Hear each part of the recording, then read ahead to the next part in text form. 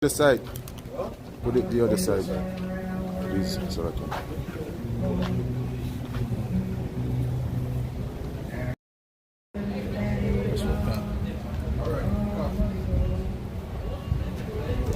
Alright. Shalom, shalom. When the Hebrew Israelites here to prophesy the downfall of this wicked kingdom, to speak about the upliftment of Yahweh Shai, which is the only begotten Son of the Heavenly Father, who's coming back to deliver the elect of the nation of Israel. He's not coming back to deliver any other nation, only the nation of Israel. That's right. Okay, so first and foremost, we want to give all praises and honor to Yahweh, Ba'ashem, Yahweh Shai, Ba'ashem, Wachakadosh. the lines to the apostles and elders, great millstone salutations. Much love and respect to you, Akim, out there pushing this word out in truth and sincerity. All right? So, first, let's get Ecclesiastes 30, 15. Okay? Because brothers got to start getting serious about their health, man. You know, because certain brothers, they're not, you get to that rut because you're in this truth, and the stress starts to overtake you. And you forget to be good unto yourself, man. You know what I'm saying? Ecclesiastes 30, verse 15. Health and good body, health and good estate of body are above gold.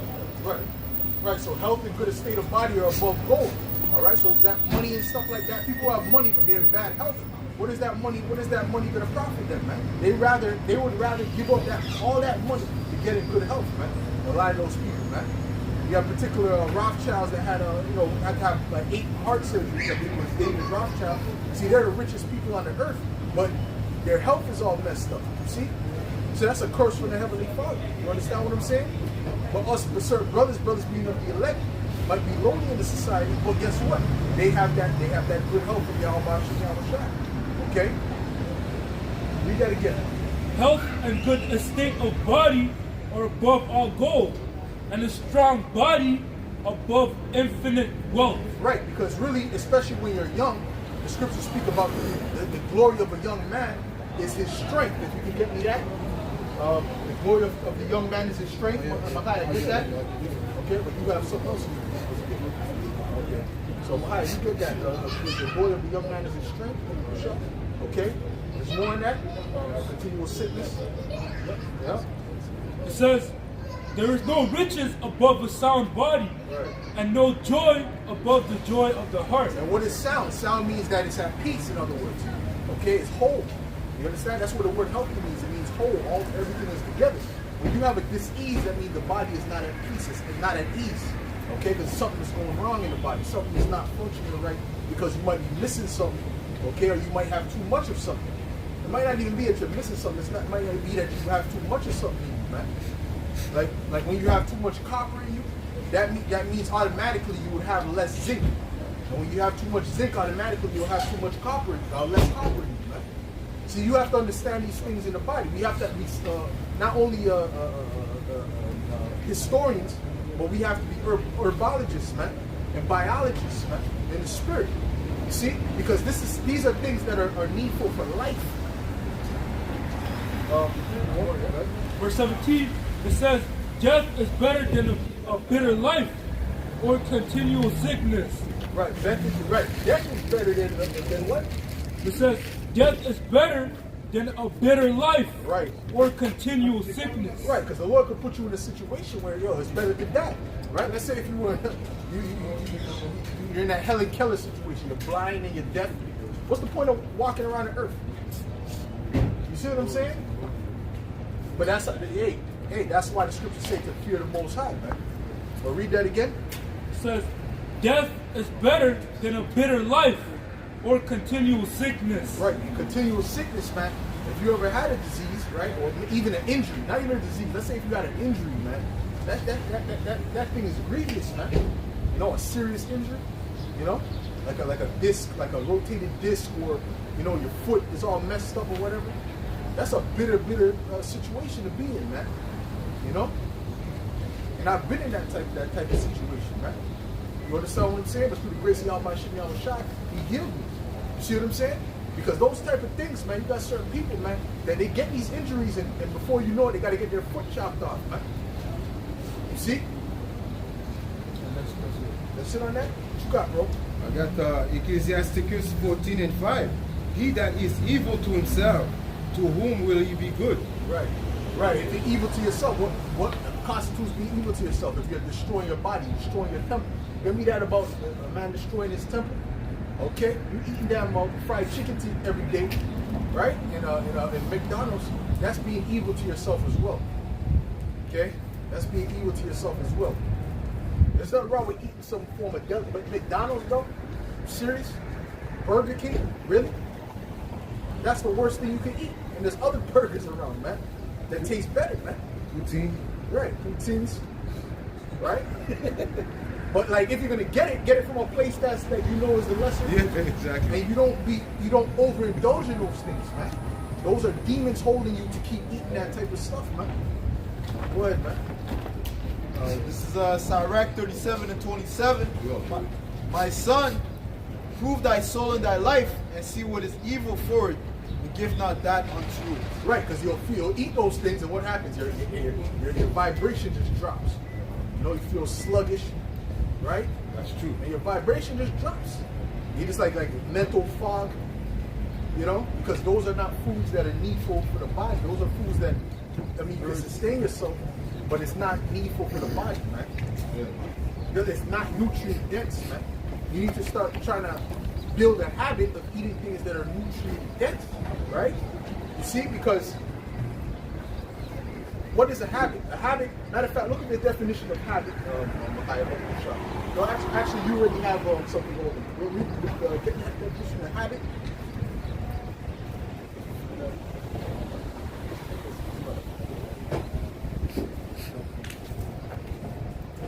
What? Read it?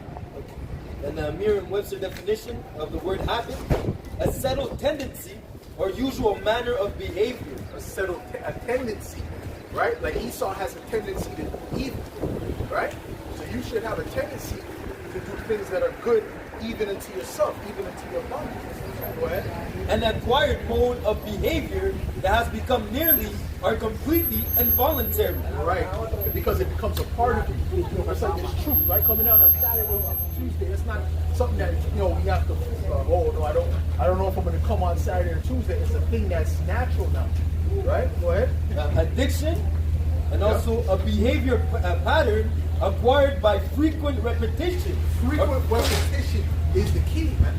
See, but if your frequent repetition is to eat poutine all day and cheeseburgers, man, well, guess what? That's what you're gonna eat, and that's what you're gonna stay in that rut, man. Or smoking cigarettes. You talk smoking cigarettes all the time. I can't quit. Yeah, you can't quit from smoking every day, duh. All right. But if you were to stop, right, for like a month, then you would want to be accustomed to smoking it, man. All of a sudden, you have a different pattern about yourself, man. You see, but what holds you back from doing these things is these different demons. Okay? And how do you fight those demons? By actually actively doing something about it. Okay, and also prayer. Prayer is a very strong tool. Right? Fasting is another tool. Okay? Reading verses that condemn what you're doing. What? A behavior pattern acquired by frequent repetition or psychological exposure that shows itself in a regularity or increased faculty of performance. Right. Because recently I've been addicted to the gym. I've been having a habit of going to the gym. Why? Because it's a habit now. It's because you do it enough. And at first it's hard, but then after a while it becomes to be like, no, what time is it? We get to the gym. You understand what I'm saying? Go ahead, bro. The last one, manner of conducting oneself. Right. And what? There's another definition in etymology. It says, I was just about to tell you that, man. That's the spirit. the whole thing. Right, so it says one of it is clothing. Wow. So the scriptures speak about putting on the clothing of righteousness, right? So that means to be habitually doing righteousness. If you're habitually doing wickedness, that's going to be your clothing, right? Go ahead. Right, the scripture says, I put on righteousness and it clothed me. Damn. Oh, well, you get that. It's like, you gotta bring all them heavy hitters like that, brother. You gotta read it from the, you know? So the scriptures is heavy like that, bro. What you got? You got it ready? This is Job 29:14. I put on righteousness and it clothed me. Right. My judgment was as a robe and a diadem. That's it. Okay, so it's the same. Your lifestyle is what's clothing you, man. See, Esau, he's clothed in wickedness. See, he puts on wickedness as a garment, man. Okay, or violence, covered them as a garment, because that's what Esau's accustomed to do, right? I remember I was watching this video of this one Amalekite. Actually, it was Amalekite in the land of Israel, the state of Israel, and he was speaking about, yeah, I was a murderer, you know, but he was like happy about it, you know. Yeah, I kill all kind of people. I don't know how much I murder, right? But like, you know, Jake might do it, but then Jake will feel bad about it, right? But Esau, he'll do it, and he's like happy about it, you know? Because you know that's in their spirit. That's what they do. You understand? Got more than that?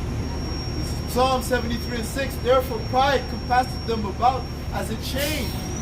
Violence covered them as a garment. Violence, right? So what you do habitually is that's as your clothing, man. See? Oh, a man could be known by his gait. You know? They're saying in the world, you are what you eat. You know, whatever you consume is going to show forth throughout your body, man. You know, that's why Yahweh Shai was constantly saying what to make clean the inside. You know, notably, you know, spiritually, but also the physical sense as in what? Eating foods that's profitable for your body, man. Right. Don't be like Cali Muscle, man. All right, because Cali Muscle, he was all built and jacked up. And Jake has particular genetics. You have genetics where, you know, Jake might be nice and cut up, right, and you know, and built naturally easy. You know, I know Jakes that can eat all kind of madness and still have abs, right? No, I know Jakes that never left their abs never left from the time they're youth. You understand what I'm saying? But they eat the same madness they eat, right? But I look at the cheeseburger that's 5 pounds. You understand what I'm saying? So that's Jake. But you see, there's certain Jakes like that. See, Cali Muscle, what he was doing, he was all jacked up and he was doing all the muscular builds, right? But then he was eating all kind of garbage. See, I can eat this and still get fit. So people are looking at that like, oh, that's a great example. Look at him, he's eating all kind of cheeseburgers, so on and so forth. But what happened? This guy caught a stroke, man. Oh, yeah? Yeah, he caught a stroke, man. Why did he catch a stroke? Because he was eating all kind of madness. He wasn't dealing with the inside, man. Which is like the brother said, you gotta start with the inside of, you know, before the outside. That's dealing with spiritual, but it's also physically you have to start with the inside too, man. Because also you're gonna have to pay, you know, back those bad decisions later on in your life, man. When you get older, now you're gonna have diabetes, you know, blood pressure, and now you're gonna have to go to the pharmacy and be a normal customer, man. Yeah. You know, always coming back each month for new prescriptions. Right. Like the Levite, because they like eating pork, they got those cholesterol and. But then you might have a Levite he's fit, but he's still got, you know, we went to the gym, a bunch of fit Levites that were older in age, you know, but they were fit, you know, they looked good, they were fit, you know, but what do they eat, you know? You see what I'm saying? What's inside them? See, they can still catch a heart attack. They can still have diabetes and things of that nature, but look fit. That's why you got to take care of your diet. You got something else? What?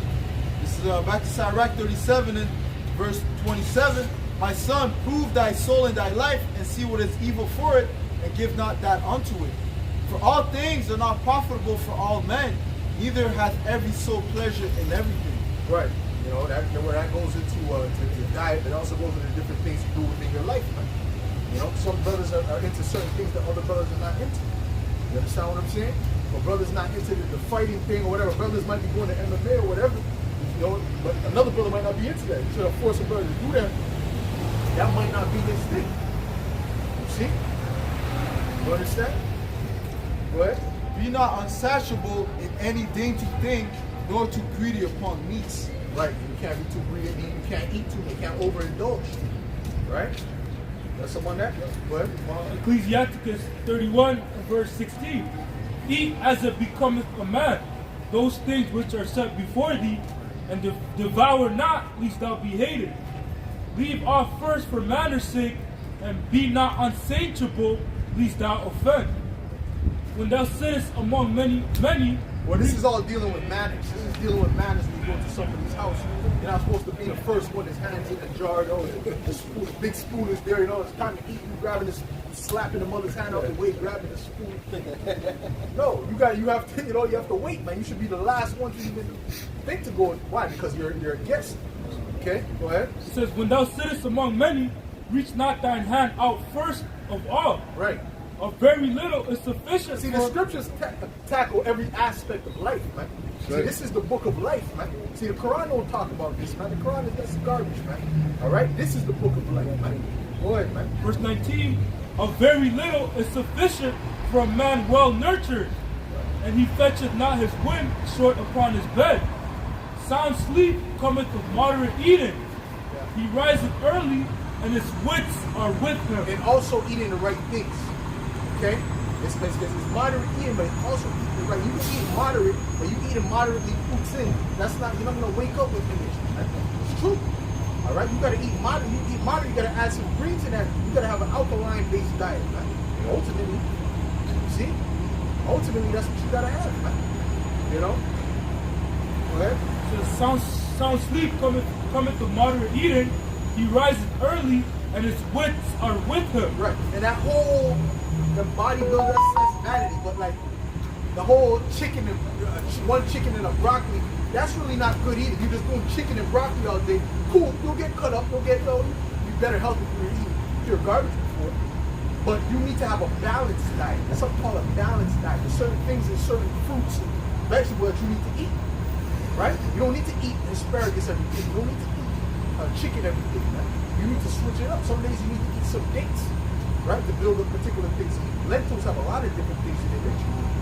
Okay? You get some lentils, might need some zinc. You know what I'm saying? But if you're just eating one thing, guess what? That will cause disease too. That'll cause some imbalance in the body. Because you eat too much of this one thing. And you know one of the things that Jake eats too much of? Rice. They eat too goddamn much Chico Lake, man. That's what it is. Jake loves rice. It's a staple in all of our culture, man.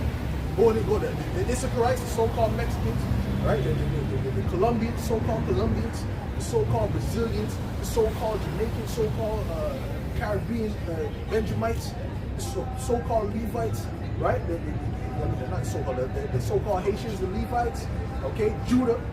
They all eat right. They're all into that rice, man. But it's too much. You'll have your plate, and is vegetables the majority of their plate, or is rice the majority of your plate? And then chicken and beef is the second, or pork is the second, right? That's not how it's supposed to be. That's not balanced, man. Go ahead. I think more of, like when they eat, they have like a small portion of rice that they can eat with chopstick. You know, this is small. Everything else is like veggie and stuff. They do have a lot of veggies. Yeah. They do have a lot of veggies. They do have a lot of veggies. But their rice is kind of a lot too. Yeah. They kind of have a lot of rice too, because it looks small, but then when you put it on the plate, it expands. You know what I'm saying? It's true. You know, so it just looks kind of small, but it's not really small. And then on top of that is that white rice, which is terrible for you. You see what I'm saying? There's other substitutes to rice. You know? Oh yeah. Quinoa, millet, couscous too. Yeah. Maï moulin. Maï moulin is good one. Right. And the thing is, if you're gonna eat rice, the best rice to eat is like wild rice, right? Better than brown. Oh yeah. Wild rice is better than brown. You get the organic wild rice, that's better than brown rice. Okay. Whatever.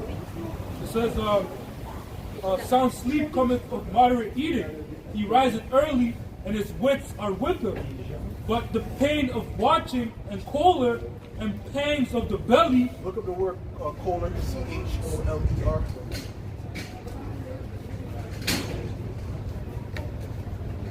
Read that again. It says, but the pain of watching and choler and pangs of the belly are with an unsatiable man. Because you're eating more than your belly is supposed to be eating, right? Because they say that your belly only can fit a handful. So when you go over that, really, that's leading to a disruption in the body. Okay, go ahead. You get itis. Yeah. You get itis from that. Right. Go ahead. But you can eat more. But you see, when you eat more than this, really it should be greens, right? Because these meats and things like that, cheese, that's calorie dense. You understand what I'm saying? In other words, like a block of cheese like this can deal with like a whole salad bowl. It's like the same amount of calories that's in a salad bowl. You see what I'm saying? Go ahead. That's why if you're vegetarian or things of that nature, you have to eat pork. Yeah, yeah, yeah. When you look at the difference between a vegetarian meal that's 900 calories, and you look at what it looks like, it ain't nothing when it comes to the one that has meat on it, like potatoes and shit like that. It looks like it's nothing, but then you look at theirs, it's like, damn, can they even finish that? Go ahead. Verse 21, if thou hast been forced to eat, arise and go forth, vomit, and thou shalt have rest. My son, hear me and despise me not, and at the least thou shalt find as I told thee, and in all thy works be quick, so shall there no sickness come upon thee. Listen, he's teaching you wisdom how to avoid sickness.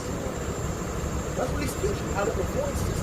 And this is the things that were written before time, were written before our learning. Okay? So that's what he's teaching. Right? See? But Jake doesn't care. But you see, it's not even that Jake might not care, but the majority of these Jakes don't care. But I'm speaking about brothers in the truth. They might care, but those demons are holding them back from doing this. You know? Right? They're giving you these cravings. And a lot of that has to do with those parasites as well. That's something?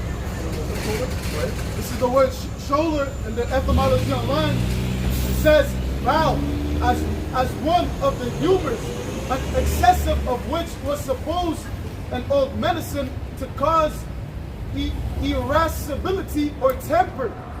It says bow, anger, bow. Anger? It says anger? Yeah. Yeah, anger. Yeah, that's what it is, because it messes with your emotions. When you have an off-balance diet, it also messes with your emotions. It also messes with your, when you eat too much meat, you become more aggressive. Okay? That's true. You eat too much goddamn meat, you become too aggressive, man. You know that? That'd be aggressive sometimes, right? You know? Dealing with Jake 24. You deal with Jake 24/7, man. I gotta deal with Jake all day, every day. Again, that society pushes eating meat so much, Right. You know, Yeah. Because the Israelites, we used to eat meat not that often, Right. in due season, you know. Yep. But this society is like 3 times, at each meal. Yeah. You know. Exactly. Which is not healthy. Yeah. It's not healthy. That's too much. Yeah. We shouldn't eat it every day. You should really start to make it where you're accustomed to eating maybe twice a week. You know, 3 times a week, maybe 3 times a week, which is still more than what we were eating in the ancient world, but it's better. You know? Also, it's difficult for your body to digest it. Yeah, it takes longer. Especially if you There's a time you can just stop eating. Yeah. After 6. After 6, You should stop after 6, yeah. Because your metabolism also slows down after that. You know? So, hey, that's a sign that, because think about it, the ancient world didn't have no street lamps every goddamn where you could just walk out at night, you know? You see what I'm saying? When it was dark, it was dark. Right. When it's time to sleep, it was time to sleep. You know? And they would wake up more early, too. They would wake up like maybe 5 in the morning, right? Right? So back to Sirach 37 and verse 30. For excessive meats bringeth sickness, and surfeiting will turn into choler. By surfeiting have many perished. Look up the word surfeiting. The word surfeiting, go ahead. But he that taketh heed prolongeth his life. Right, this is how you prolong your life, man. Through diet, right? Through different things that that they're showing you, right? The scriptures is telling you, right? All right. So the scriptures covers everything. It's about whether you take heed to it or not. You know, whether you put it into practice or not. And that's why the scriptures say iron sharpeneth iron. Brothers are supposed to help brothers to get better at different things. At different things, man. Okay? Because certain brothers are better at certain things than other brothers, and they can teach brother, this is how you do this, and whatever. My brother might be good at exercise. My brother might be good at diet, you know? He might know the herbs better, right? So you learn from brothers, you sharpen brothers. See, a lot of brothers are not using that utilization of the brotherhood, right? Which is really the strongest power that you have. The scriptures say, give me that, 2 heads is better than 1.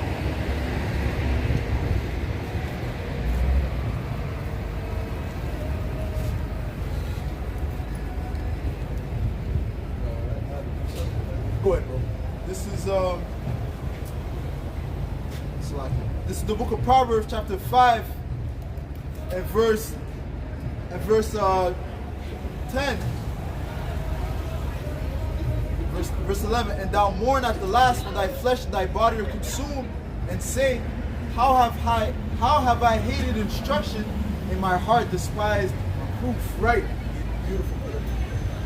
See, when you hate instruction and despise reproof, it's going to lead you down a bad path. If brothers is telling you don't do something, you say, nah, I don't need to, I see it my way. Well, you're going to see, the Lord is going to show you, man. You're going to end up, who doesn't hear shall feel, man. You're going to end up in a bad situation. Because the Spirit of Yahweh Shem shine showing you. What? and have not obeyed the voice of my teachers. Right. Nor inclined Read that part again. All right. Verse 13. And I have not obeyed the voice of my teachers, Right. nor inclined my ear to them that instructed me. Give me because they watch over your souls. Give me that, man. See, a lot of people don't want to, and then they wonder why they're not growing in the spirit. They wonder why they're not on those levels in the spirit. Got it? Hebrews 13 and verse 17, obey them that have rule over you, and submit yourselves, for they watch for your souls. Right. They watch for your souls. See, so they're not there to destroy you, to set you up. Okay, they're there to help you to grow in the spirit. Go ahead. It says, as they that must give account, that they may do it with joy, and not with grief, for that is unprofitable for you. Right. What you got? Proverbs 17 and 17. A friend loveth at all times, Right. and a brother is born for adversity. Right, yeah. A friend is supposed to show you love. Part of showing you love is giving you instruction based upon the scriptures. Okay? Not instruction based upon the world, or instruction based upon wickedness. All right? In other words, which you might have things in the world that tie in with scriptures. But it's not supposed to be based upon destroying you, but build you up. That's right. What you got, bro? This is Ecclesiastes 4 and 9. Two are better than one, Right. because they have a good reward for their labor.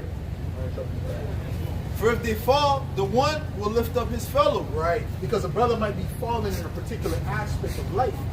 See, because this is why the brotherhood is so important, because you have brothers that are better at certain things than other brothers. Brothers have certain strengths that other brothers don't have. But a brother can help a brother with these different things, right? So your brother might not be good with memory. Your brother might have a method of what he does to remember things, right? Or a brother might not be good with such and such. A brother might have a method that he does to build that up, right? You know, there's different aspects that we can all look into to see how we can help a brother, right? That we might not have thought about before. But even now, we must start looking into that, right? How I can help a brother that might not be into, you know? Right? Go ahead. Which this is why I started the chat dealing with the brothers dealing with health. And through the spirit probably y'all by Chanel Shine, for me it's been helpful. Even though I'm the main one posting, I'm the Don Dizzle. Don Dada. Don Dizzle. With distinct emphasis. Alright? But it's also, at the beginning that was a motivation to say, yo, I gotta post, I'm gonna post to push the brothers. But I end up help pushing myself too. You see, and the brothers would add different things that will push me to go further. You see that? You gotta say something? You wanna say something? Go ahead. You got something else? Good. It says, two are better than one. That goes even like, let's say you're into exercising, better you go with a brother, true. You know, because the brother will push you to do more reps than you know your own mind think you can. Right. An example says, two are better than one because they have a good reward for their labor. Yeah. For if they fall, the one will lift up his fellow. Right. But woe to him that is alone when he falleth, for he hath not another to help him up. Right, so this is the importance of the brotherhood. This is the importance of the brotherhood. And when all hell breaks loose, this is going to be the thing that's going to be like, whoa, a blessing, the major blessing from Yahweh Shem Shine when things start to fall, man. Okay? Because these people don't have what we have, man. These people don't love each other how we love each other, man. All right? They ain't finna do what brothers finna willing to do for another brother, man. Huh? When things don't benefit them, they're ready to go out the back door, man. And let it be dealing with food. Let's see how they feel. See if they're gonna share the last sandwich. A brother would divide that into what's that? 6, 7 brothers, man. A brother would divide that into 7 brothers if he got to, man. Because we know that Yahweh Shem Shai is gonna provide, man. We already know, man. You got, bro? You got something else? Okay, go ahead. This is John 13 and verse 35. Like this shall all men know that ye are my disciples, if ye have love. If ye have love one to another. Right, and part of that love is to build up brothers in the right spirit. You see? Like I said, these people in the world, they don't have that, man. These people are phonies, man. And wait till all hell breaks loose, man. See how these people turn. The scriptures say a best friend shall kill one another. So we're going to see the true meaning of a friend in action. If I may add real quick, even in the world, you know, a friend that you may have, you know, they don't really love you like the brothers do.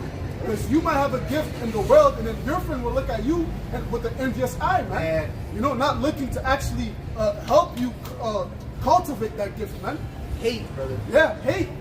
But in the brotherhood, you know, brothers see your gift, you know, they try to, you know, sharpen one another, man, to let that gift come forth. But in the world, man, they see it as a threat, man. You know, they might speak down upon it, you know. And that's because what? They don't really love you, man. That's true. That's true. Pure hate, bro.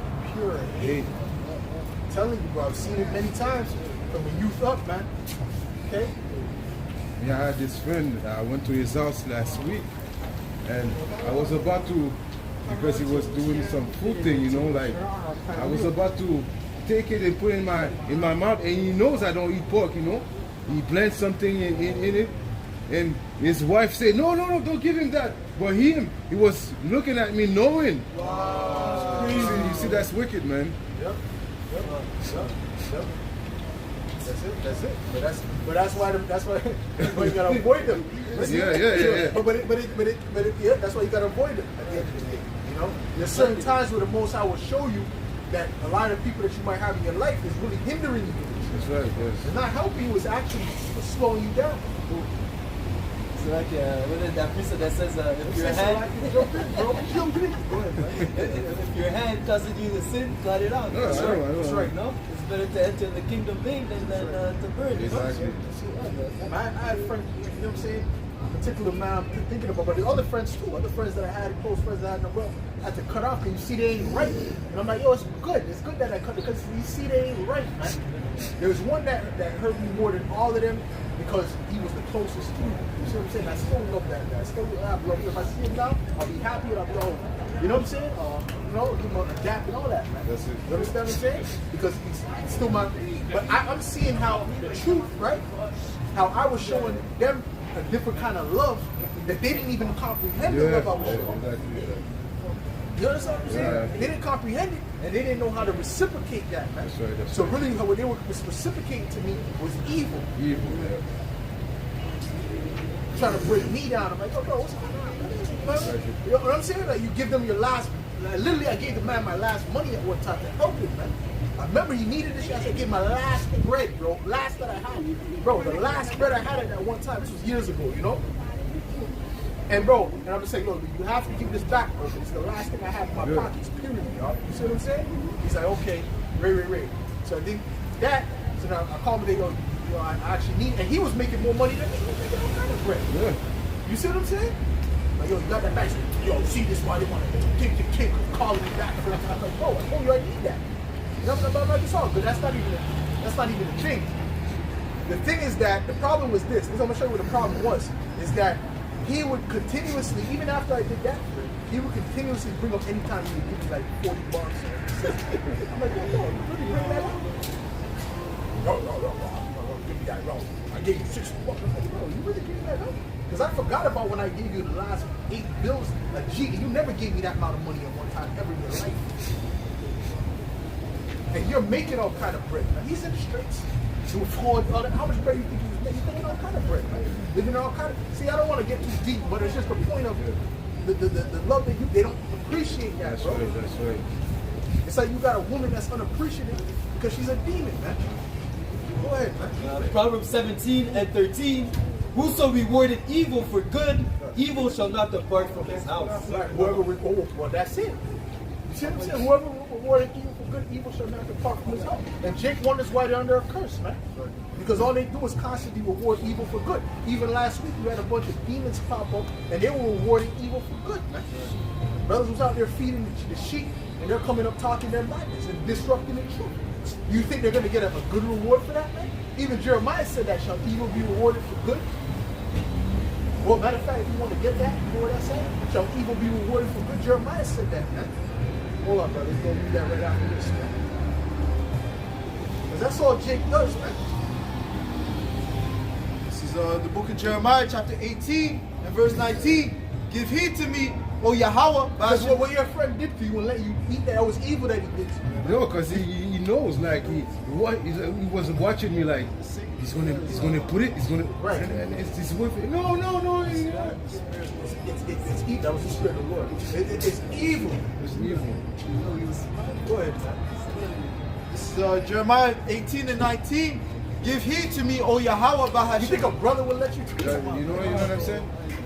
A brother might slap it up, strip spill all over the floor, you know? Go ahead, man. Go ahead,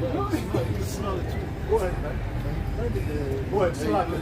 All right. This is Jeremiah 18 and 19. Give heed to me, O Yahweh, Bahashim Yahweh Shai, and hearken to the voice of them that contend with me. Shall evil be recompensed for good? For they have digged the pit for my soul. Right. Remember that I stood before thee to speak good for them, and to turn away thy wrath from them. Shall evil hear? Did I say something? Go. Basically, that's what we were doing. Yep. Speaking to the congregation, the brothers that the people that were here, and then they came to disrupt the word of Yahweh Hashem Yahweh Shai. You know, so that's really a fulfillment of this prophecy. Jeremiah 18 and 20. Shall evil be recompensed for good? For they have digged a pit for my soul. Remember that I stood before thee to speak good for them, and to turn away thy wrath from them. Right. Right, that's it. And there's another time in the world, right? Where that same thing, really, the same cat, right? He what was it? Yeah, the same dude, right? He would he had a chain, right? And he had like jewelry, you know what I'm saying? He had like jewelry, so he had a chain, right? With like the Last Supper on it. You know, it was the fake one, no? It was the Caesar Borgia on it, right? And this is years ago. This was before I even came out starting to preach. You understand what I'm saying? But I was still, like I said, by the time I heard the truth, I was always, I was keeping the Passover. I was doing what I had to, not getting no damn lineups. I was keeping my beard out from the time I heard the truth. All right? And and what happened was he had that chain, right? And I was like, he's like, yo, try it out. He knows I like jewelry, you know? I'm like, nah, I ain't wearing that. I'm not wearing that. Nah. Right? And then he's like, nah, come on, try it out. Nah, I'm not wearing that. So then, the demon said, you know what? Put it on backwards, have it like backwards where the face is not. Show it. So while he wasn't there, I'm gonna show you what happened, bro. Right? He said, so try that. So like, I went to the room and I put it on for a second. I looked in the mirror. You know what happened? As I was putting it on, I started to shake. I couldn't stop. Shaking.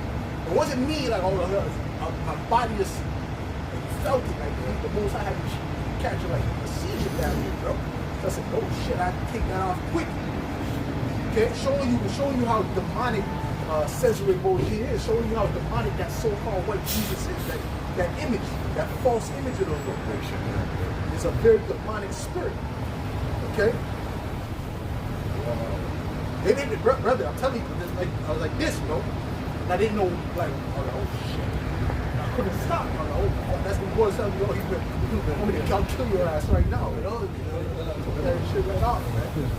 Even though I put it out backwards to cover the face, then there's the spirit that's with it. That's it. And the Lord will give you warning too, man. Oh yeah. The Lord will give you warning. A lot of times the Lord will give you warning through a brother, but the Lord will give you signs too. You better start recognizing that. Okay? Go ahead, man. Jeremiah 18 and verse 20. Shall evil be recompensed for good? For they have digged the pit for my soul. You see, even that prophet that came and the other prophet met him, he probably had signs in between that was telling him, nah, that ain't right. But the demon was probably telling him, yo, get some of that good cooking. Get some of that good cooking, brother. Right? But there was probably signs showing him this ain't right. This ain't right. You know? Sometimes you get once, you get twice, but Yes. That's right. That's right. The Lord is going to be judging people. Right. Just a surprise. Right? It's a surprise, but it's really not a surprise. That prophet tell that the other guy, the Lord told me not to do it. The Lord told me not to go any other way. Yeah, he told him. No, he told him. But I'm saying everything's not written in scripture. Some things you got to extrapolate in the spirit. There was probably signs on the way. You understand what I'm saying? They say, don't, no, you better not. Okay? Might have heard of Solomon. No, Whatever the case, might have seen a chariot. Okay? But he decided to go forward with it, and that's what happened. Man. well, scriptures that says the Lord always makes a way to escape. Wow. Get that. Wow.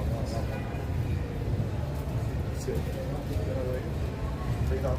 It's the book of 1 Corinthians chapter 10 and verse 13. There hath no temptation taken you, but such as is common to men. Right. But the Most High is faithful, who will not suffer you to be tempted above that you are able, Right. but will with the temptation That you also. are able to handle. So he was able. There was a position. He was able. He was just ignored the signs. Okay? He was able to escape from that temptation, but he ignored the signs. Go ahead. But will with the temptation also make a way. Because what's temptation? A test.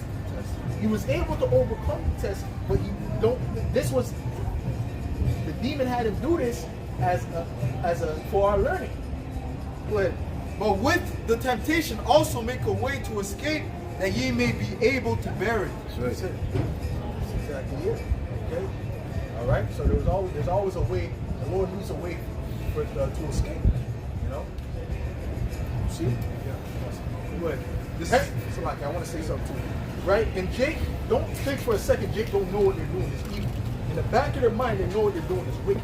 Remember what I told the guy, I said, Satan is on you, man. You got Satan, he's like, maybe it is, maybe it isn't. He said it like, yeah, I know. You understand what I'm saying? Because deep down, he knows that. Deep down, Esau knows he's about to get it. Esau knows he's about to get judged. Think Esau don't know? He knows that, man. The Edomites know what's going on, man. All right? Because they know that they had but a short time. Right. Oh, the scriptures speak about blessed is he who's conscious is not. Give me that. Yeah. Right? See? And look up the word conscious in the Blue Letter. Oh, is that? All right? So you have to have a clear conscience, meaning you have to know you're doing the right thing by Yahweh Hashem Shai. See? Got it? Sirach 14 and 2. Get it in the mouth. Blessed is he whose conscience had not condemned him, and he was not fallen from his hope in the Lord. That's it. All right. So when your conscience condemns you, that means you know what you're doing is not right. You see? But This is the word condemned in the etymology online. not condemn. Conscience. Oh, Salaki. This is the word conscience in the etymology online. It says faculty of knowing what is right.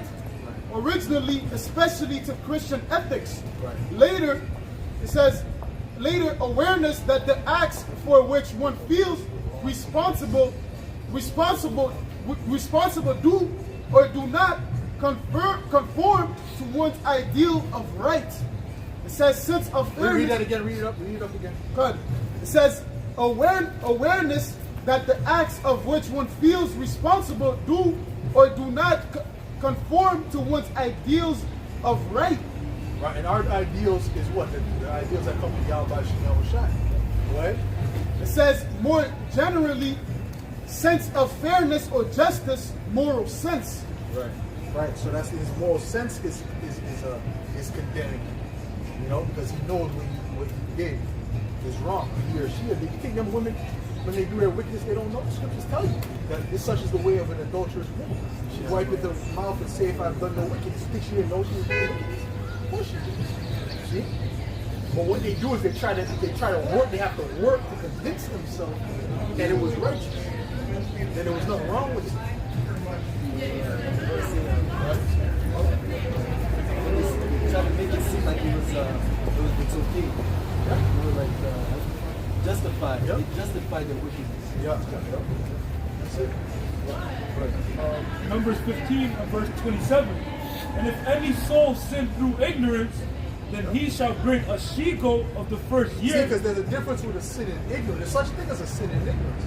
And we're always doing that. A lot of people are doing that because what? Because you don't know all the laws, statutes, and commandments. Okay? You see what I'm saying? Now that's different because you don't know. You understand what I'm saying?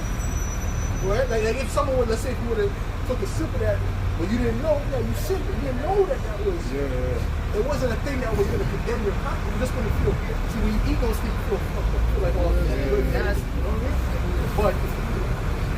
But it wouldn't be a condemnation to your own conscience. You understand what I'm saying? Go ahead. And if any soul sins, Now, if a brother going and he's purposely going to get lineups, that should be a condemnation to your conscience. If you know what the scriptures speak about getting marring your beard and marring your hair, you know about rounding your hair, you know about the scriptures.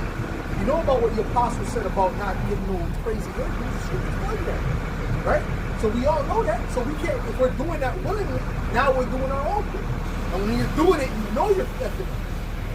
See what I'm saying? When you do that, you know you're doing it wrong. What? and if any soul sin through ignorance, then he shall bring a she-goat of the first year for his sin offering. And the priest shall make an atonement for the soul that sinneth ignorantly, when he sinneth by ignorance before the Lord Yahweh, to make an atonement for him, and it shall be forgiven him. Right. But you still got to make a sacrifice. See what I'm saying? Now, what are we doing out here? We're making our bodies a living sacrifice. So this is what gives us these different parties. You see? Doing the work with brotherly, so on and so forth. See, but these people, they're doing all kind of knowingly and unknowingly wickedness. And they ain't doing no sacrifice to Yahweh. So they don't have anything coming to them. Any blessing or mercy coming to them. Oh, no, actually, you have something. Okay, go ahead. Verse 49, ye shall have one law for him that sinneth through ignorance, both for him that is born among the children of Israel, and for a stranger that sojourneth among them. But the soul that doeth aught presumptuously, whether he be born in the land or a stranger, the same reproacheth the Lord, and that soul shall be cut off from among them. Read it again, read that last part again. It says, but the soul that doeth aught presumptuously. Presumption meaning you know what you're doing, man. Okay? So this is a different thing now. Go ahead. But the soul that doeth aught presumptuously, whether he be born in the land or a stranger, that reproacheth the Lord, and that soul shall be cut off from among his people. See, this is different now. Okay? So there's certain things that we should be doing coming into this truth that we should already know. That's the simple things, man. You know, keeping a beard on your face, that's simple. Okay? Not getting lineups, that's a simple, easy thing to do. It's not a hard thing. That's the biggest. I did that early. I did as soon as I heard, oh yeah, I just let my thing go, man. See, anything other than that is what? It's vanity, man. You're more concerned with your appearance and all these extra shit than you're concerned with Yahweh Shai. Go ahead. It says, because he had despised the word of Yahweh Ba'ashem Yahushua and had broken his commandment, that soul shall be utterly cut off. His iniquity shall be upon him. That's it. Okay? You don't want to be in that stead, man. You all know. This is pursuant to blessings the man who sold and condemned him. Right. This is Romans chapter 14 and 22. Hast thou faith, have it to thyself before the Most High. Happy is he that condemneth not himself in that thing which he alloweth. And he that He allowed it. See? The elder Yashawamba said something recently. He said the majority of the things, the hell that we catch is self-inflicted. Go ahead, man. Go ahead. verse 23, and he that doubteth is damned if he eat, because he eateth not of faith. For whatsoever is not of faith is sin. Right, because he's already condemned in his conscience. So he's not eating of faith, right? See, and you gotta when you're doing these things, you gotta be wary about eating the Passover too. Go ahead, man. Sit on that? Go ahead. Hebrews 9 and 14. How much more shall the That's why blood... we're just not gonna let just any brother in the camp and then you coming into the Passover. You gotta be built up in the spirit. You know? Go ahead. Hebrews 9 and 14. How much more shall the blood of Hamashiach, who through the eternal Spirit offered himself without spot to the Most High, purge your conscience from dead works to serve the living power. Purge your conscience, right? From dead works, from the works of the flesh. Okay? From feeding into the flesh rather than feeding into the spirit. You see? You know? Well, the scriptures speak about if a man is unfaithful in little, how can he be unfaithful in much? You're not doing the little things that the scriptures say. How are you going to be doing the big things that the scriptures speak about, man? In terms of brotherly love and these type of things, man. You see? You got to think of it like that too, man. Little things, you know, brothers is going off on how can you do the big things? Again, just for that precept, it said through the sacrifice of Yahushua, we are purged. You know, our conscience is purged, so that our sins that we've committed, you know, it's like we're being washed. You know, so now we don't have to be. Our conscience doesn't condemn us through the sacrifice of Yahushua, and now we have to walk after Him. You know? Through the Spirit. This is Ecclesiasticus 30, verse 21. It says, give not over thy mind to heaviness, and afflict not thyself in thine own counsel. Right. Go ahead, break it down, bro. You know, basically, hey, don't overthink things, you know, too much, man. You know, if the scriptures say for you to not do a certain thing, you know, don't try to find ways to maneuver around it, and now you're there sitting, you know, thinking for like 1 hour. Huh? You know, 1 hour, you know, trying to justify you about to commit a wicked deed, man. Right. You know, let's say you meet a particular chick, and then, you know, she tells you like she has a fling, but you're trying to find ways to maneuver around that and not try to commit adultery, man. You know, the scriptures are simple, man. When it tells you you're gonna do a certain thing, just don't do it, man. Don't try to find ways around it and justify yourself, you know, doing wickedness, man. You know? It's about 2 feet. The scripture on This is Proverbs. Justify not yourself before the Lord. Okay, go ahead. Okay. This is the book of Proverbs, chapter 16 and verse 2.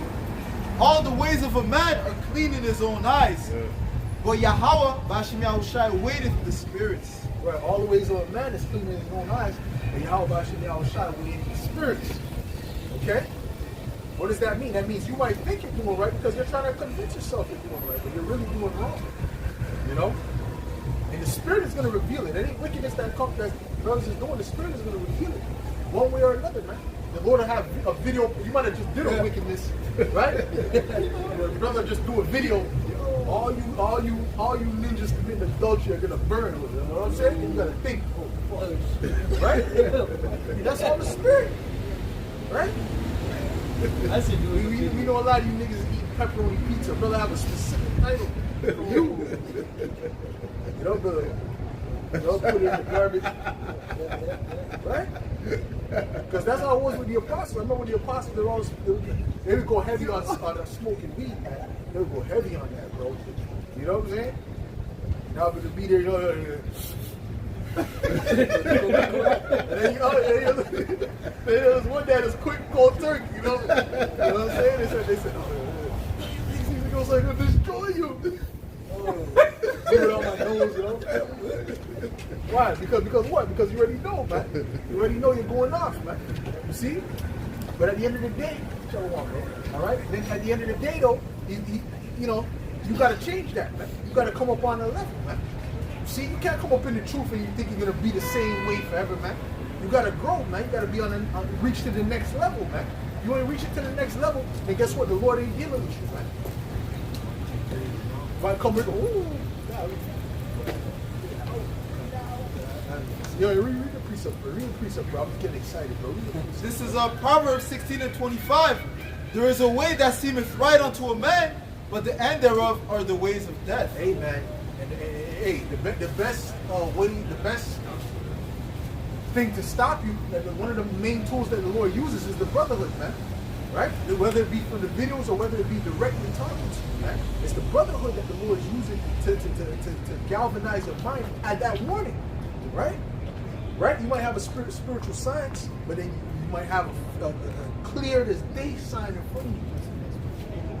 To stop. You know? Pause. Stop that. Okay? This is the book of Luke, chapter 13. And verse 6, he spake also this parable.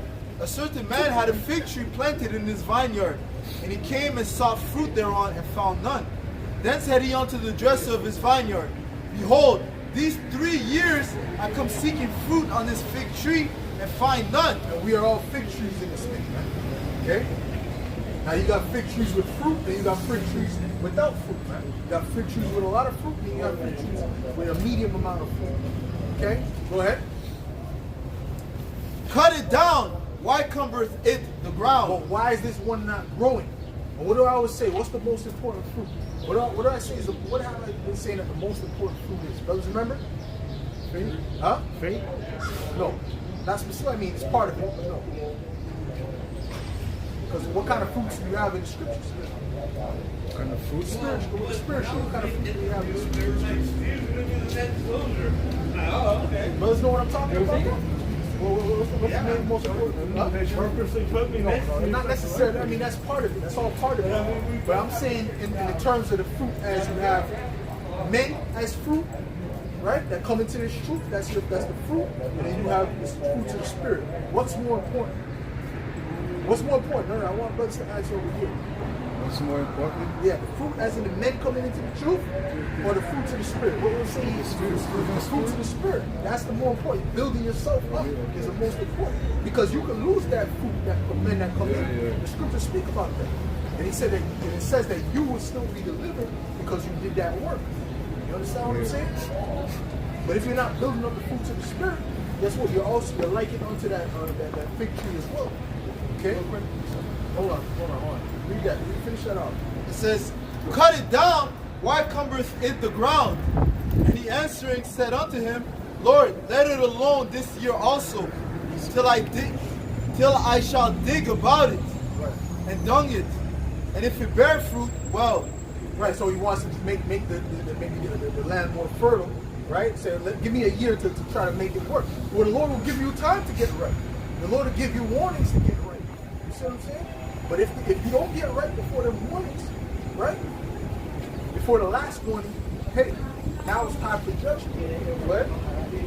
And if it bear fruit, well. And if not, then after that, thou shalt cut it down. Right. You don't want y'all trying to cut you down.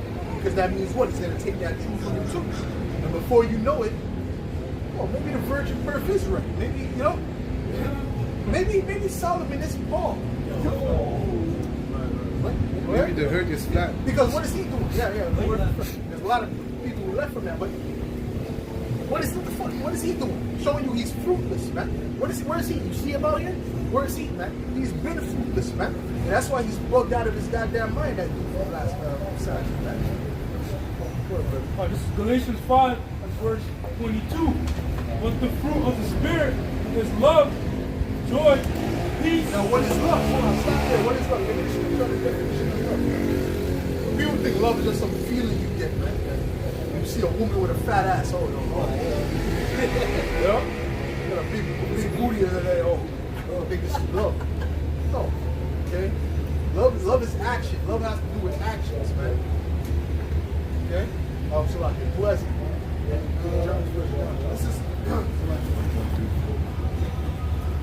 This is 1 John 2 and verse. It's 1 John 3, verse 4, and it reads, Whosoever. No.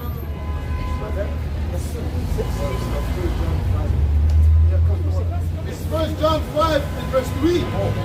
For this is the love of the Most High, that will keep His commandments, and His commandments are not grievous. Right, because within the commandments, what is it? It shows you how to love your brother, man. It shows you all of those commandments entail loving your brother, man. Give me that what Yahushua said on hanging all the law on these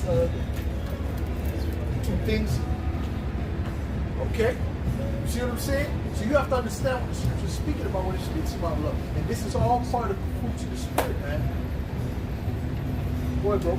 This is Matthew 22 and verse, I'm going to start at 36. Master, which is the great commandment in the law? Yahushua said unto him, Thou shalt love the Lord thy power with all thy heart, and with all thy soul, and with all thy mind. Right, and if you love him with all your heart, are you going to be eating pork on the weekends, man? Are you going to be eating shrimp? Are you going to be getting lineups? Because that's not something that's going to affect your brother. That's really just going to affect your relationship with Yahweh Shem Yahushua. And also destroy your own body. Oh, but when the scriptures speak about destroy your temple, what's the scripture say about that? Oh, it actually says defiling your temple. So it doesn't necessarily mean you beat yourself up or you're eating Putin all day. That's part of it, right? But really it could just mean that you're doing something that's against the law. Right? If you get in the lineup, you're defiled.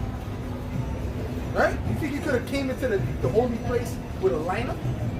Or the Egyptian, you got the Egyptian fake beard, and you coming in the holy place with a bald head? Nah, you got brothers with bald spots, brothers is letting that thing grow, man. Why? Because they fear Yahweh Shem Yahushua. Right? Brothers got patchy beards or whatever, beards ain't perfect. Brothers letting it grow, man. Why? Because we fear Yahweh Shem Yahushua. This ain't about no damn popularity contest, man. Alright? And trying to get these women. At the end of the day, guess what? If the patchy beards was in style tomorrow, these women would be all fine. If bald spots was in style tomorrow, there'll be all kind of brothers with 3 wives. You know, the 8 wives died. Isaiah 4:1 start. Right? Surely. Because they're fickle, man. But that doesn't matter. What matters is, you know what's not fickle? You know what's firm and steady? Yahweh Shem Yahushua. Go ahead. You want to jump in? Go ahead, jump in. Galatians 1 and 10.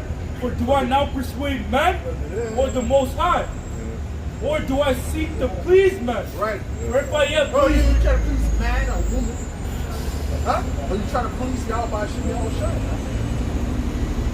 Or you trying to look good for the family when you come to the dinner?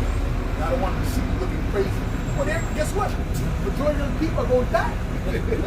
Actually, Who gives a shit? Right? That's right.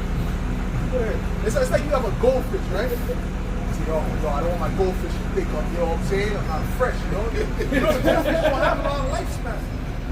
The goldfish might be dead in 2 weeks. Who cares what the goldfish is? even John the Baptist, his apparel, his roughness. He didn't care what people thought about him. He just came out. He was on a mission. He was, following his purpose. You know, he wasn't caring. He wasn't caring about his appearance, the way he looks. Facts. But I mean, it doesn't mean that he, it doesn't mean it's yeah, man. Putty on the side of his nose, two locust legs going on his teeth every time you didn't mean that. You know what I'm saying? Yeah, we're still priests of God. We represent Yahweh. Yeah. You can still be, but the whole point is when it comes against what Yahweh Shem Yahushua wants, exactly. that's a different thing. That's the hell with all that. You know what I'm saying? That's the only thing, right? You don't gotta come out looking like you just left him on Vietnam, you know? Or do I now persuade men or the Most High? Or do I seek to please men? For if I yet please men, I shall not be a servant of Yahushua. That's it. So you can't please men and be a servant of Yahushua, being a man, worried about whatever everyone, and that's what you were in the world. That's what we were in the world, bro. Oh, yeah. That's what we were in the world, bro. Okay? I'm gonna speak for myself and other brothers. I know other brothers do, some brothers do saying con.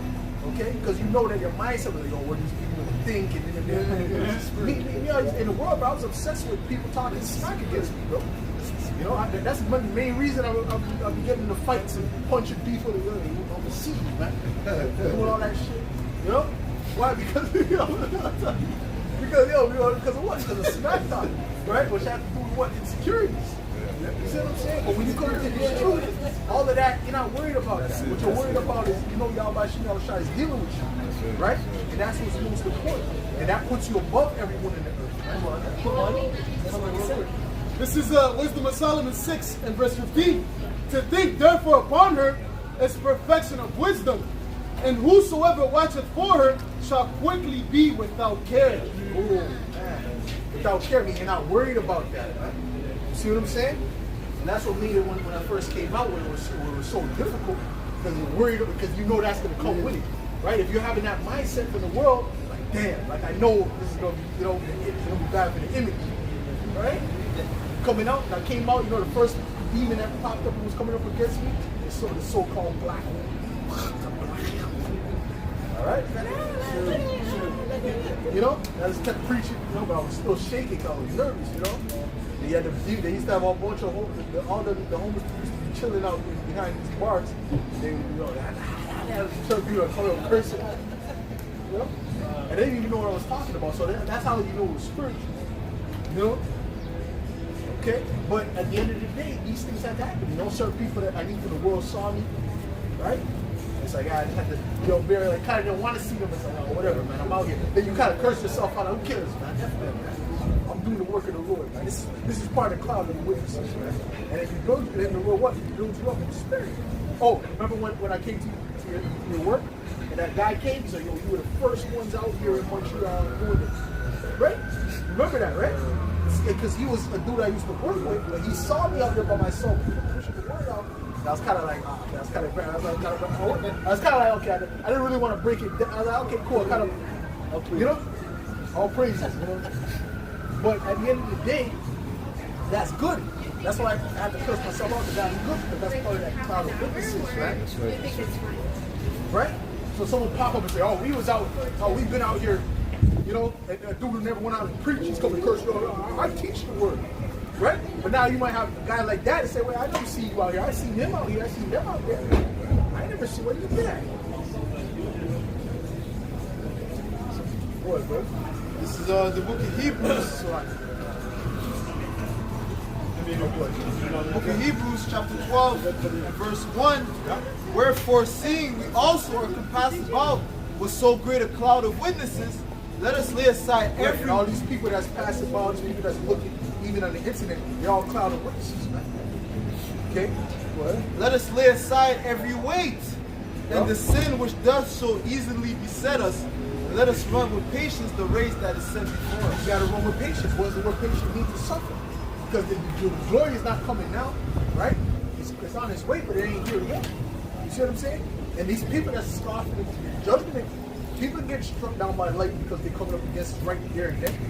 Every now and then that might happen once in a blue moon, but in general it's not. Right? The Lord has an appointed time for judgment for all these people, man. So we have to wait with patience, man. I remember there was a particular demon that used to pass by the DC camp, and he used to be there every week, bro. And you know, all that guy was doing was disrupting the word, man. Now we don't see him no more. Maybe he's in the spirit realm or whatever. But I used to be like, damn, when is the outside gonna take this demon out, man? I mean, he would just come to the see what that guy was doing? That guy was him, but he would not stop, and he would be here every week to disrupt. You understand? And I used to call him the skew me. Skew me. I got something to say. Skew me. Every day, every week, the guy was out. Right? And then the edification wasn't able to come out. And I was trying to hear without that night. This guy's you understand? So you got this, but guess what? Those brothers went through with patience. You know? And now, you know, he's nowhere to be found.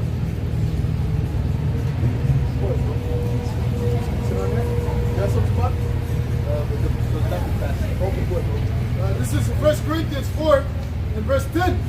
We are fools for Yahushua's sake, but ye are wise in Hamashiach. We are weak, but ye are strong. Ye are honorable, but we are despised. Right, yeah, right. Despised why? Because we're out here preaching the word. Okay? These jakes ain't out here pushing the word out, right? Okay? And the word is against the world. Right? Scripture said that you will be hated of all men, not loved, because we're pushing a thing that's against the majority of the people. This is only for the elect. The world to come is refused. It says, verse 11, even unto this present hour, we both hunger and thirst, and are naked, and are buffeted, and have no certain dwelling place, and labor, working with our own hands, being reviled, we bless, being persecuted, we suffer it, being defamed, we entreat. We are made as the filth of the world, and are the offscouring of all things unto this day. I write not these things to shame you, But as my beloved sons, I warn you. That's it. But this is what it's all about, man. It's not about getting the glory now. The glory, Yahweh Shai has to get his glory first.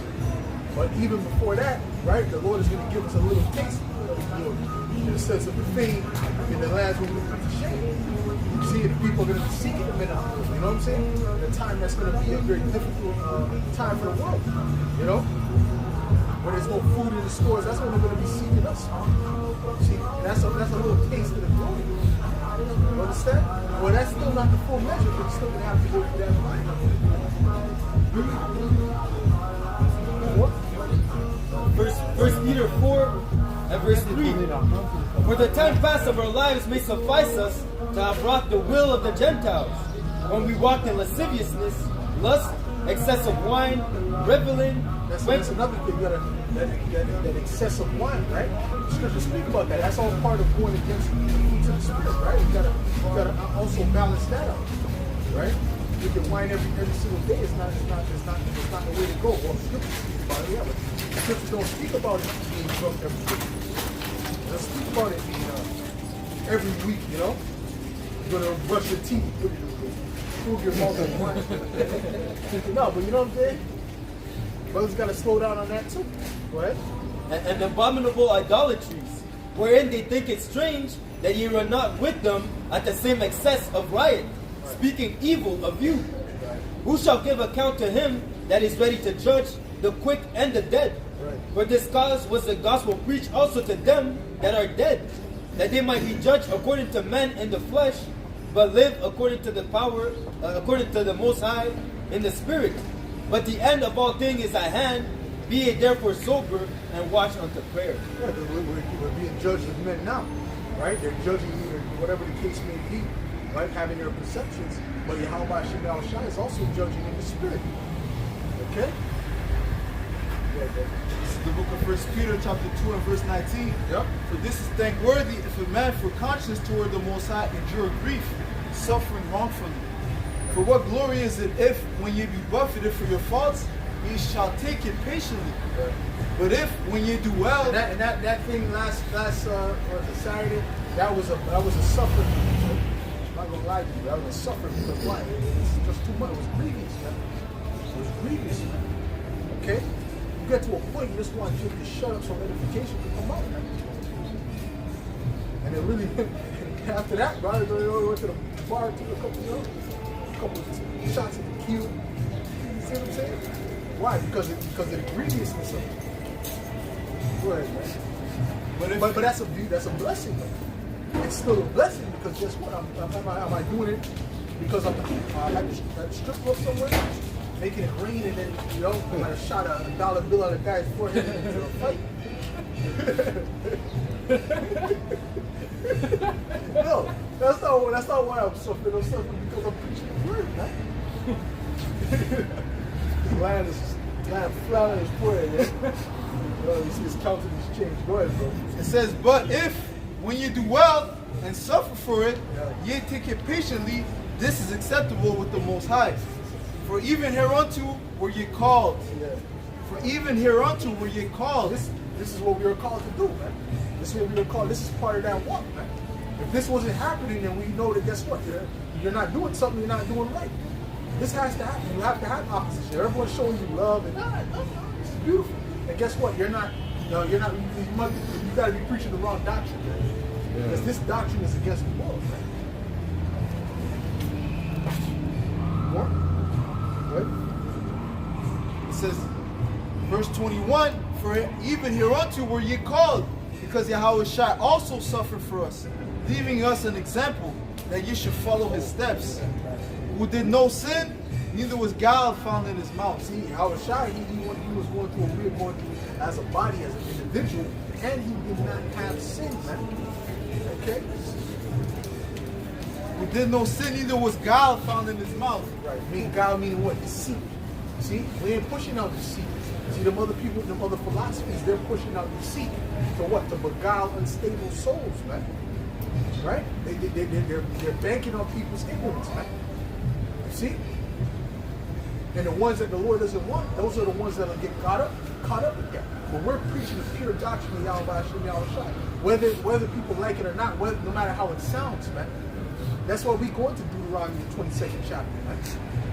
Oh, man, it's not good for the society. F the society. This is a wicked, evil society, man. The scriptures is what tells you how to live, man.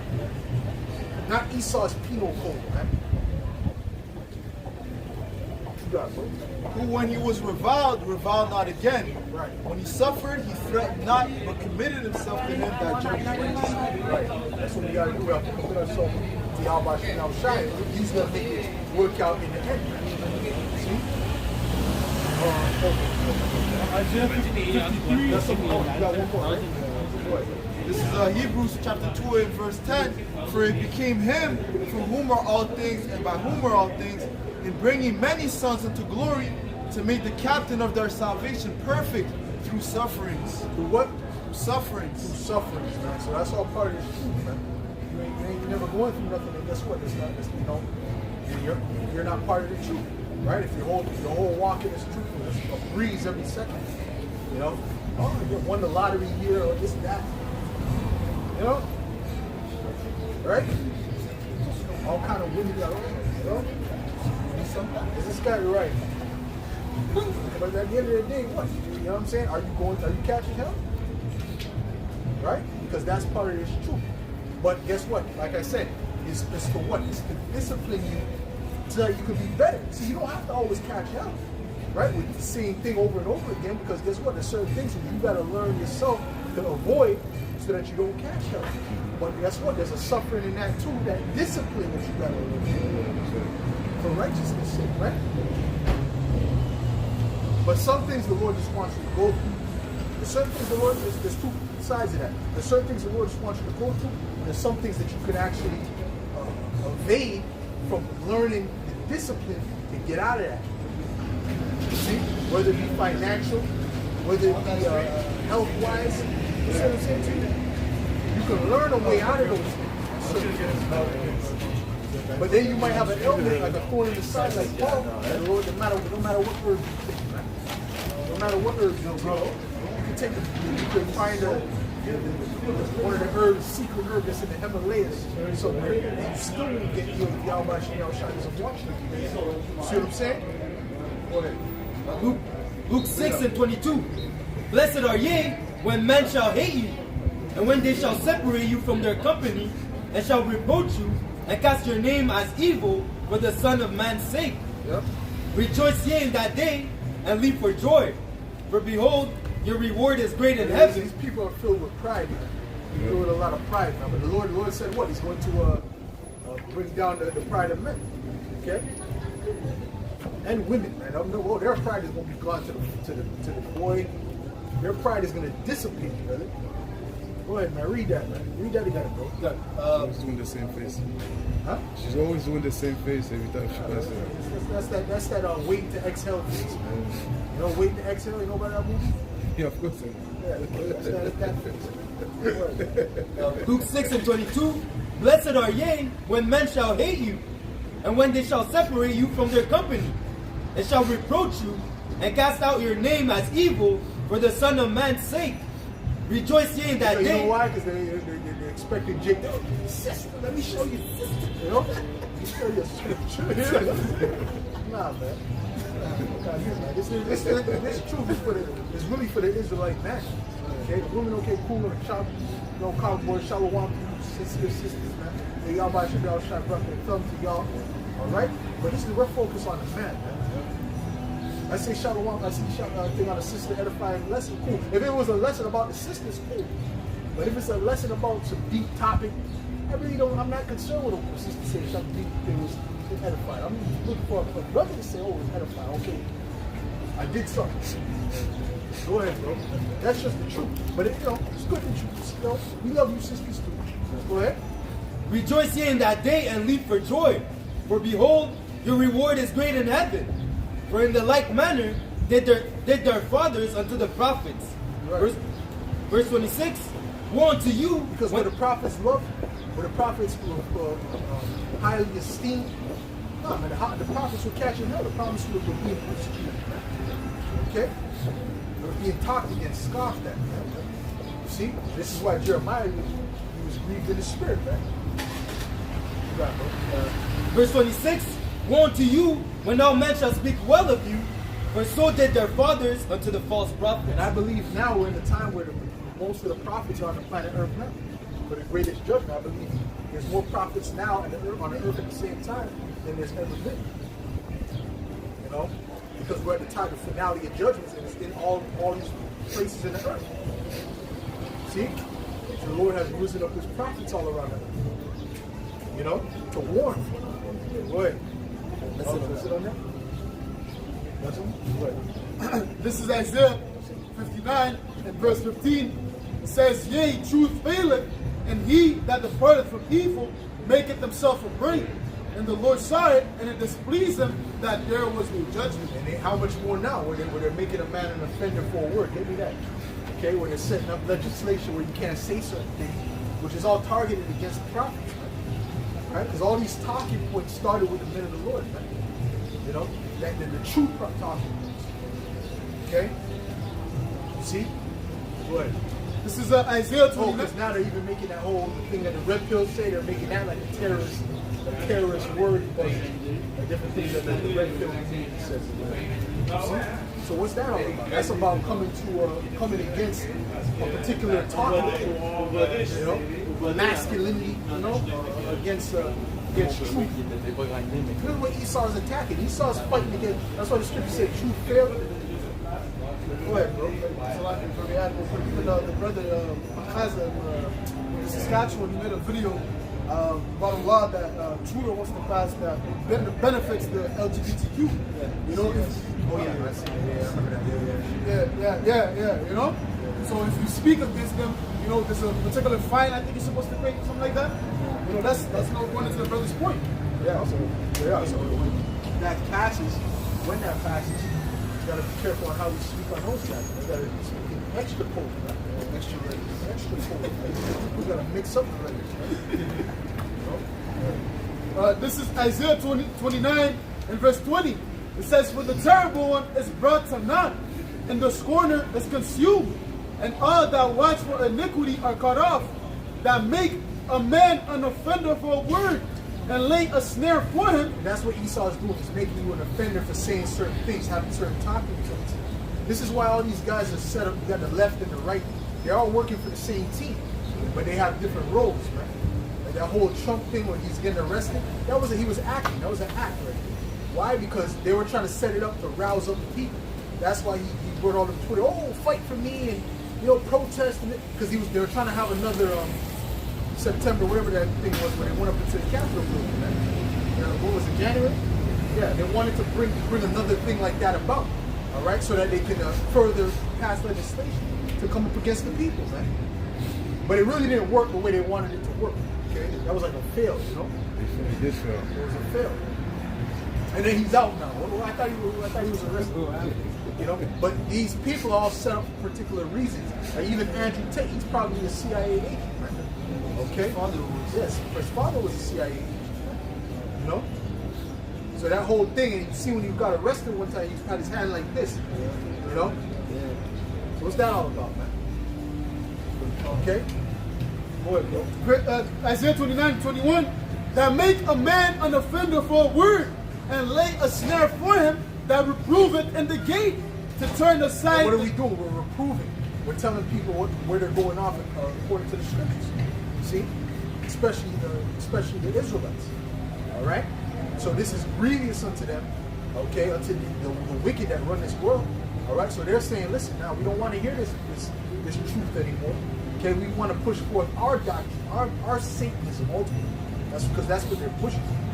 All right. Oh, did you hear about the Disney show, the new Disney show, where the girl is having sex with Satan? No, this is on the TV now, man. Right. So clearly, this is a wicked, evil society, and it's not going to go. We're at the end of this thing, man. Okay. The Lord is getting ready to come back and judge this place. Right. Go ahead, man. It says, and turn aside the just for a thing of naught. Right. Job 15:21, a dreadful sound is in his ears, and prosperity the destroyer shall come upon him. And this is dreadful to it, man. Look at the word dreadful, bro. It's just as dreadful to these devils, man. Okay? Oh, you got the definition right? What does it say? It's a sound of dreadful or terrifying things. Terrible. Yeah, get the other definition, get the Webster. It's a terrifying thing. It's terrifying these devils. Because what are they hearing? They're hearing about their downfall.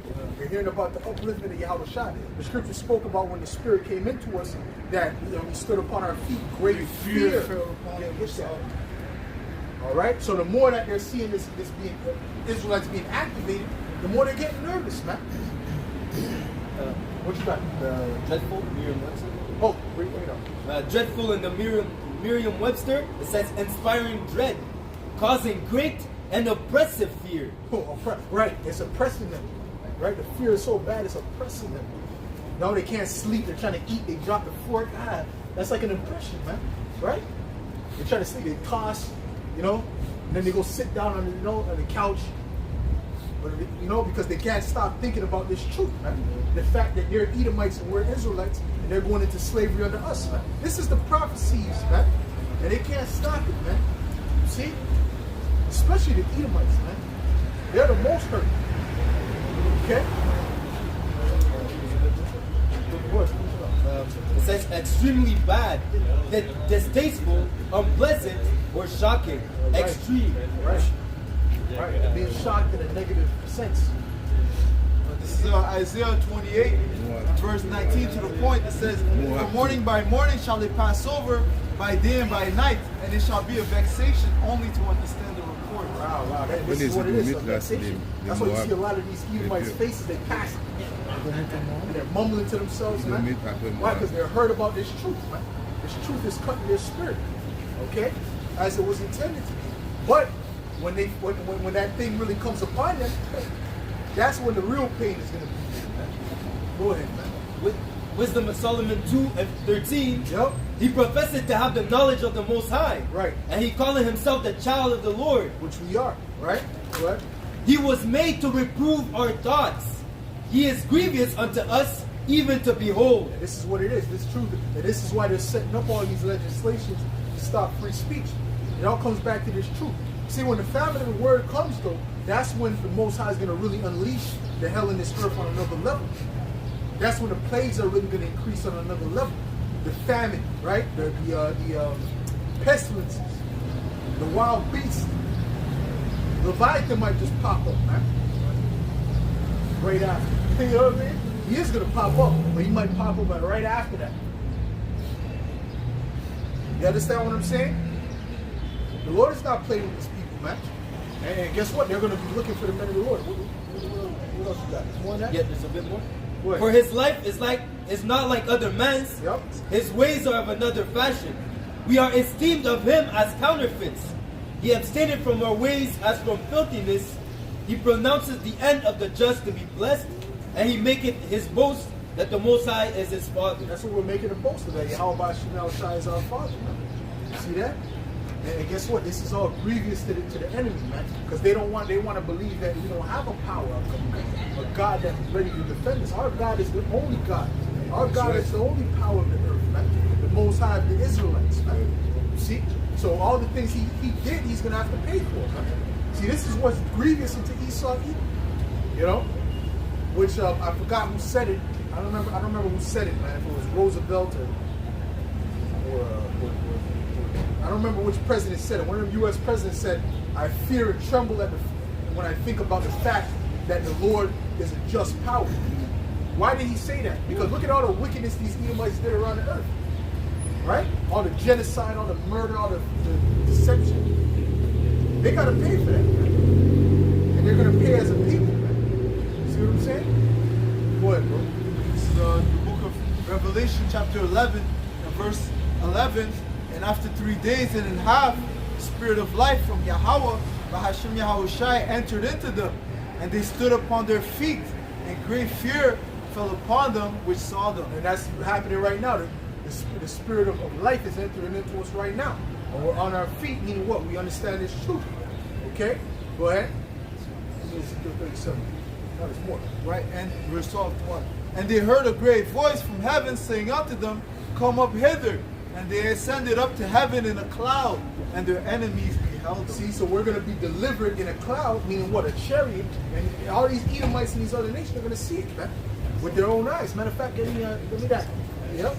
This is a Solomon 5, man. All right? And they're going to be bugged out because they would have never thought about it happening in that manner. Okay? And who it's going to happen to. See? But that, read it up. Wisdom of Solomon, chapter 5 and 1. Then shall the righteous man stand in great boldness before the face of such as have afflicted him. Right, who has afflicted us? These Edomites, right? So are we not in great boldness telling them they're the Edomites, we're the Israelites, they're going to be slaves under us according to the scriptures in the future? Are we not telling them that in boldness? Go ahead. And made no account of his labors. Yep. When they see it, they shall be troubled with terrible fear. They shall be amazed at the strangeness of his salvation. Yeah, so don't let vocab and these different Edom, don't let them fool you, man. Like if they're not nervous, they're scared as hell, man. The vocab can't sleep without thinking about the Israelites, man. You understand? He can't sleep. That's why he's always doing videos. All right? He's contradicting himself. Go ahead. So far beyond all that they looked for, and they repenting and groaning for anguish of spirit shall say within themselves, this was he whom we had sometimes in derision and a proverb of reproach. We fools accounted his life madness and his end to be without honor. How is he numbered among the children of the Most High, and his lot is among the saints? Therefore have we erred from the way of truth, and the light of righteousness hath now shined unto us, and the sun of righteousness rose not upon us. Right, so they're going to see that Yahweh Shai is not for them. They're going to see the Lord is not for them, all right, for their turn or whatever the case may be. You know? And then they're going to understand who the true men of the Lord are. Okay? And who the true people of the Lord are. All of these things are going to be explained to them, man, without us having to explain it. Let me Hosea 1 and 10. Go ahead. Matter of fact, you get Hosea 1 and 10. You look at yourself. Hosea 1 and 10. Go ahead, bring it out. Bro. Well, Wisdom of Solomon 17 and 12. For fear is nothing else but a betraying of the succors which reason offered, and the expectation from within being less counted the ignorance more than the cause which bringeth the torment. So as it says, a dreadful sound is in their ears. You know, that bringing that fear, because now they're expecting to be judged for all these things that are going to happen. Yeah, but that fear is real. Their fear that they have is a real fear.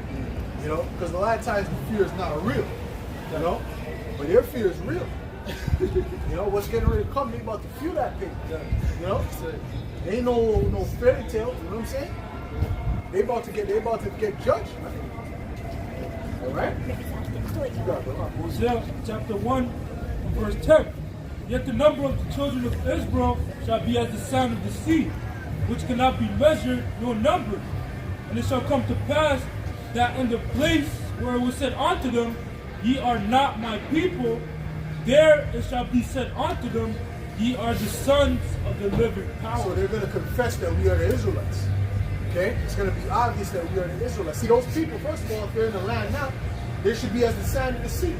They're the lowest in population. So what's that all about?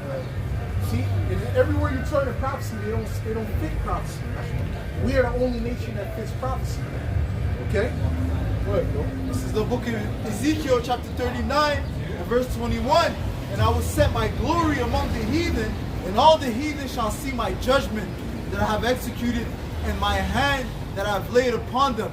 So the house of Israel shall know that I am the Lord their power from that day and forward.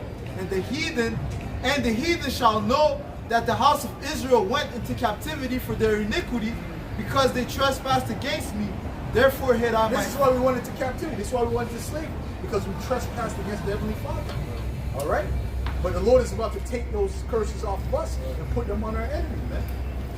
On our enemies. Go ahead. Verse 23, and the heathen shall know that the house of Israel went into captivity for their iniquity, because they trespassed against me. Therefore hid I my face from them, and give them into the hand of their enemies. So fell they all by the sword. Right, and when the Lord hides his face from you, man, there's no help you have, man. You don't have any help. You're vulnerable, man. Go ahead, bro. Joel 3 and 19.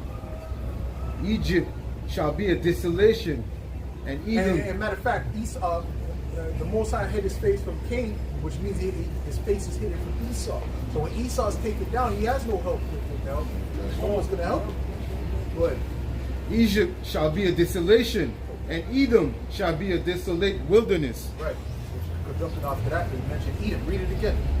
Egypt shall be a desolation, and Edom shall be a desolate wilderness, for the violence against the children of Judah. Well, that's why when you go to Malachi 1 and 4, it spoke about he made his heritage waste, right? The dragons of the wilderness, right? Because the land of Edom it's a no man's land. What's going on over there, right?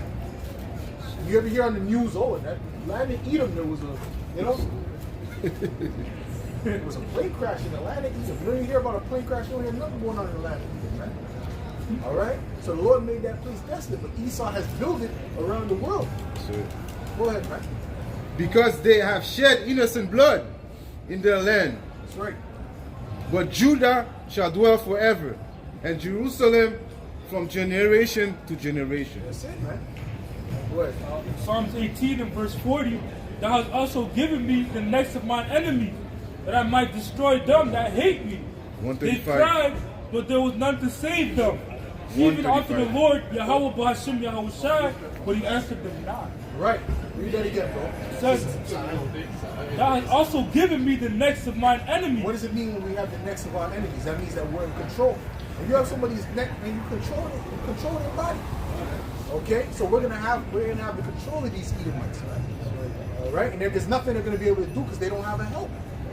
Go ahead. That I might destroy them that hate me. Woo! They cried, And we're gonna destroy them that hate us. Okay? Because the ones that hate us hate the Most High too. Because we're the sons of the Most High. Go ahead. they cried, but there was none to save them. Even unto the Lord, Yahweh B'Hashem Yahushai, but he answered them not. Wow, wow. Why is there none to save them? Because he hid his face from them. Even going back to Cain. Get that nigga. Get that nigga. Get that. Ça va bien avec ta nouvelle femme. Alright? Ça va bien avec ta nouvelle femme. This is Genesis 4 and verse. I'm going to start at verse 10. And he said, what hast thou done? The voice of thy brother's blood crieth unto me from the ground. And now thou art cursed from the earth, Right. which hath opened her mouth to receive thy brother's blood. So Cain was cursed, right? But that curse went from Cain and it went all the way to Esau, Edom, right? It was reincarnated. Cain was reincarnated as Esau. You see that? And now the Edomites, the so-called white people, they're walking around the earth. They don't know that they're of the seed of Esau, which is spiritually Cain. What? And now thou art cursed from the earth, which hath opened her mouth to receive thy brother's blood from thy hand. Yep. When thou tillest the ground, it shall not henceforth yield unto Which what thee. did Esau do when they came over here to the Native Americans, right? They were trying to help them, right? To help them to farm and all these different things, and teach them different, help give them gifts, right? And how did they repay them? By murdering them, right? Is that not the same spirit as Cain? Is that not what Cain did? That's what we're trying to show you. This is their Cain, the so-called white people are Cain in the reincarnation in the spirit, man. The Edomites, man. You have to understand, everyone has a biblical nationality, man. And every nation has a particular spirit. Like the Elamites, the so-called East Indian Pakistanis, whatever the case may be, their spirit is what? Is with spices. The Lord gave them a spirit of knowing how to deal with the spices. Okay? But they also got a spirit to deal with idols, man. Right? You see what I'm saying? So the negative things is gonna be purged out of the kingdom. We're gonna purge it out of them. But the good things, they're gonna be a benefit to us in the kingdom, man. Go ahead. But the only one that's not gonna be a benefit to us is the Edomites, man. Go ahead, bro. Verse 12, when thou tillest the ground, it shall not henceforth yield unto thee her strength. Yep. A fugitive and a vagabond shalt thou be in the Are earth. not these Edomites fugitives and vagabonds? Have not they committed all kind of atrocities around the earth, war crimes? As they call it themselves. What they've done, right, to the natives, to the so-called black, they call it themselves war crimes. Have they been punished for that? Have they been persecuted for that? No, so they're fugitives, man, running around the earth, man. Okay? And they're about to be judged by the Heavenly Father through his son Yahweh Shai, man. Go ahead, bro. And Cain said unto Yahweh, My punishment is greater than I can bear. Right. Behold, thou hast driven me out this day from the face of the earth, and from thy face shall I be hid. What does it mean? That means he's not going to be defended. Right? So when these Edomites are taken down, there's not going to be anyone to help them. They have no power to help them. The Most High ain't going to help them. The Most High is going to be the one taking them down to begin with. All right? Satan gonna flee. Huh? Satan gonna flee. Yeah, Satan's going to flee. So his job will be done. Yeah. His job will be done, man. They're working this after Satan, but Satan is, Satan is going to do his job. Satan ain't going to be chilling with them in the fire, man. Go ahead. It says, behold, thou hast driven me out this day from the face of the earth, and from thy face shall I be hid. And I shall be a fugitive and a vagabond in the earth. And it shall come to pass that everyone that findeth me shall slay me. He said, everyone that finds a king shall say, meaning what? That they will know what he has done, right? Go ahead. And the Lord said unto him, therefore whosoever slayeth Cain, vengeance shall be taken on him sevenfold. And that's what happens now. That's why a lot of if a Jake does something to an Edomite, they'll get like a lot more punishment than what if an Edomite did something to a Jake. Right? So that goes back to the thing that basically the thing that was said about Cain. Okay, because that was not the time to judge Cain. Really, Cain didn't get judged back then. Okay? The time that Cain is going to get judged is now through Esau, Edom, through the Edomites. Because they come in the spirit of Cain. They are Cain in the spirit. The Cainites. Alright? Go ahead. And the Lord set a mark upon Cain, lest any finding him should kill First him. of all, why did the flood come about? The flood came about because of Cain and his descendants. They started all that wickedness. They made the world extremely wicked. Right? When you read about Lamech, get me Lamech.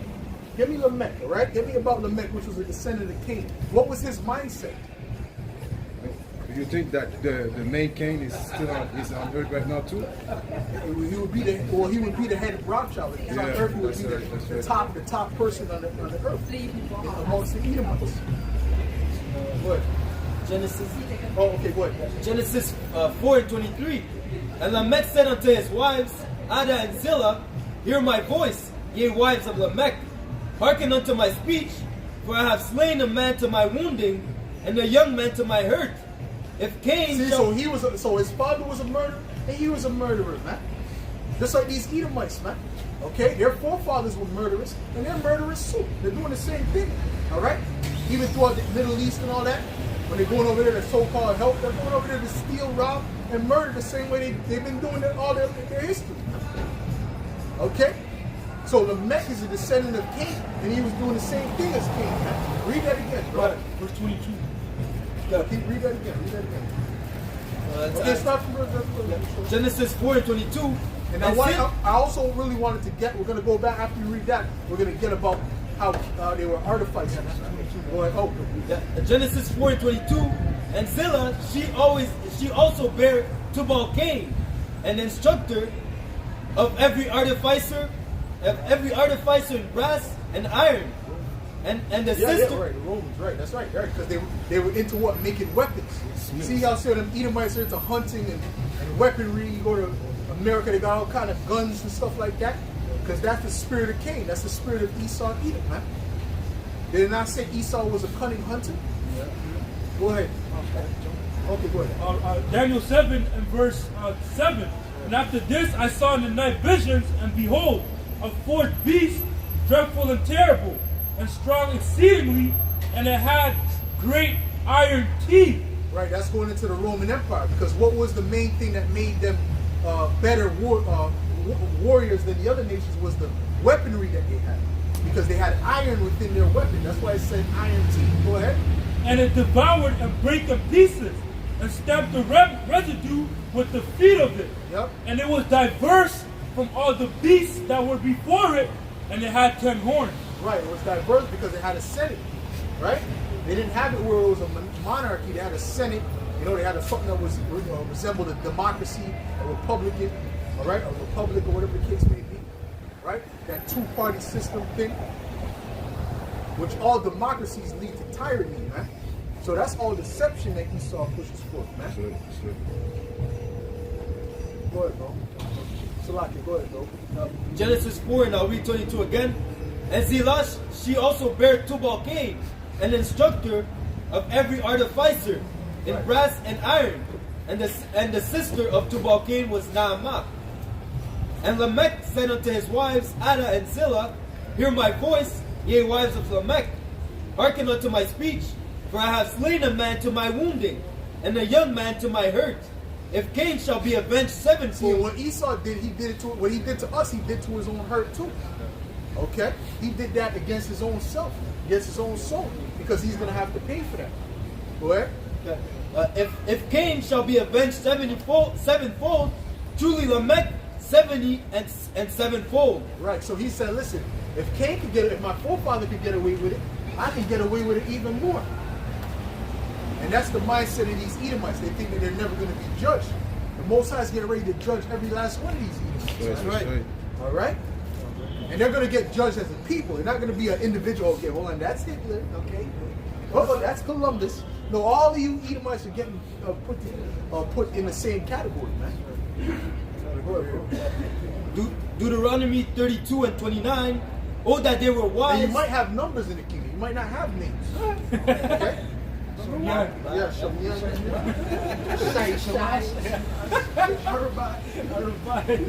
Go ahead. Deuteronomy 32 and 29.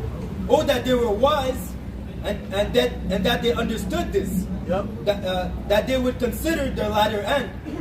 Right. If they would have considered the wickedness that they did had a cost to it. See, there was a receipt at the end of that, man. There was a bill rather at the end of that, man. Okay, when they did all that wickedness, man. Go ahead. How should one chase? Green. Go ahead. How should one chase 1,000 and two put 10,000 to flight, except the rock had sold them, and the Lord had shut them up? Right. For the rock is not as our rock, even our enemies themselves being judged. Right. Judged. Right. Because all the rock is in our shot. You know. And guess what? They don't have a rock, man. Their rock is sand, man. They don't have a rock, man. Okay.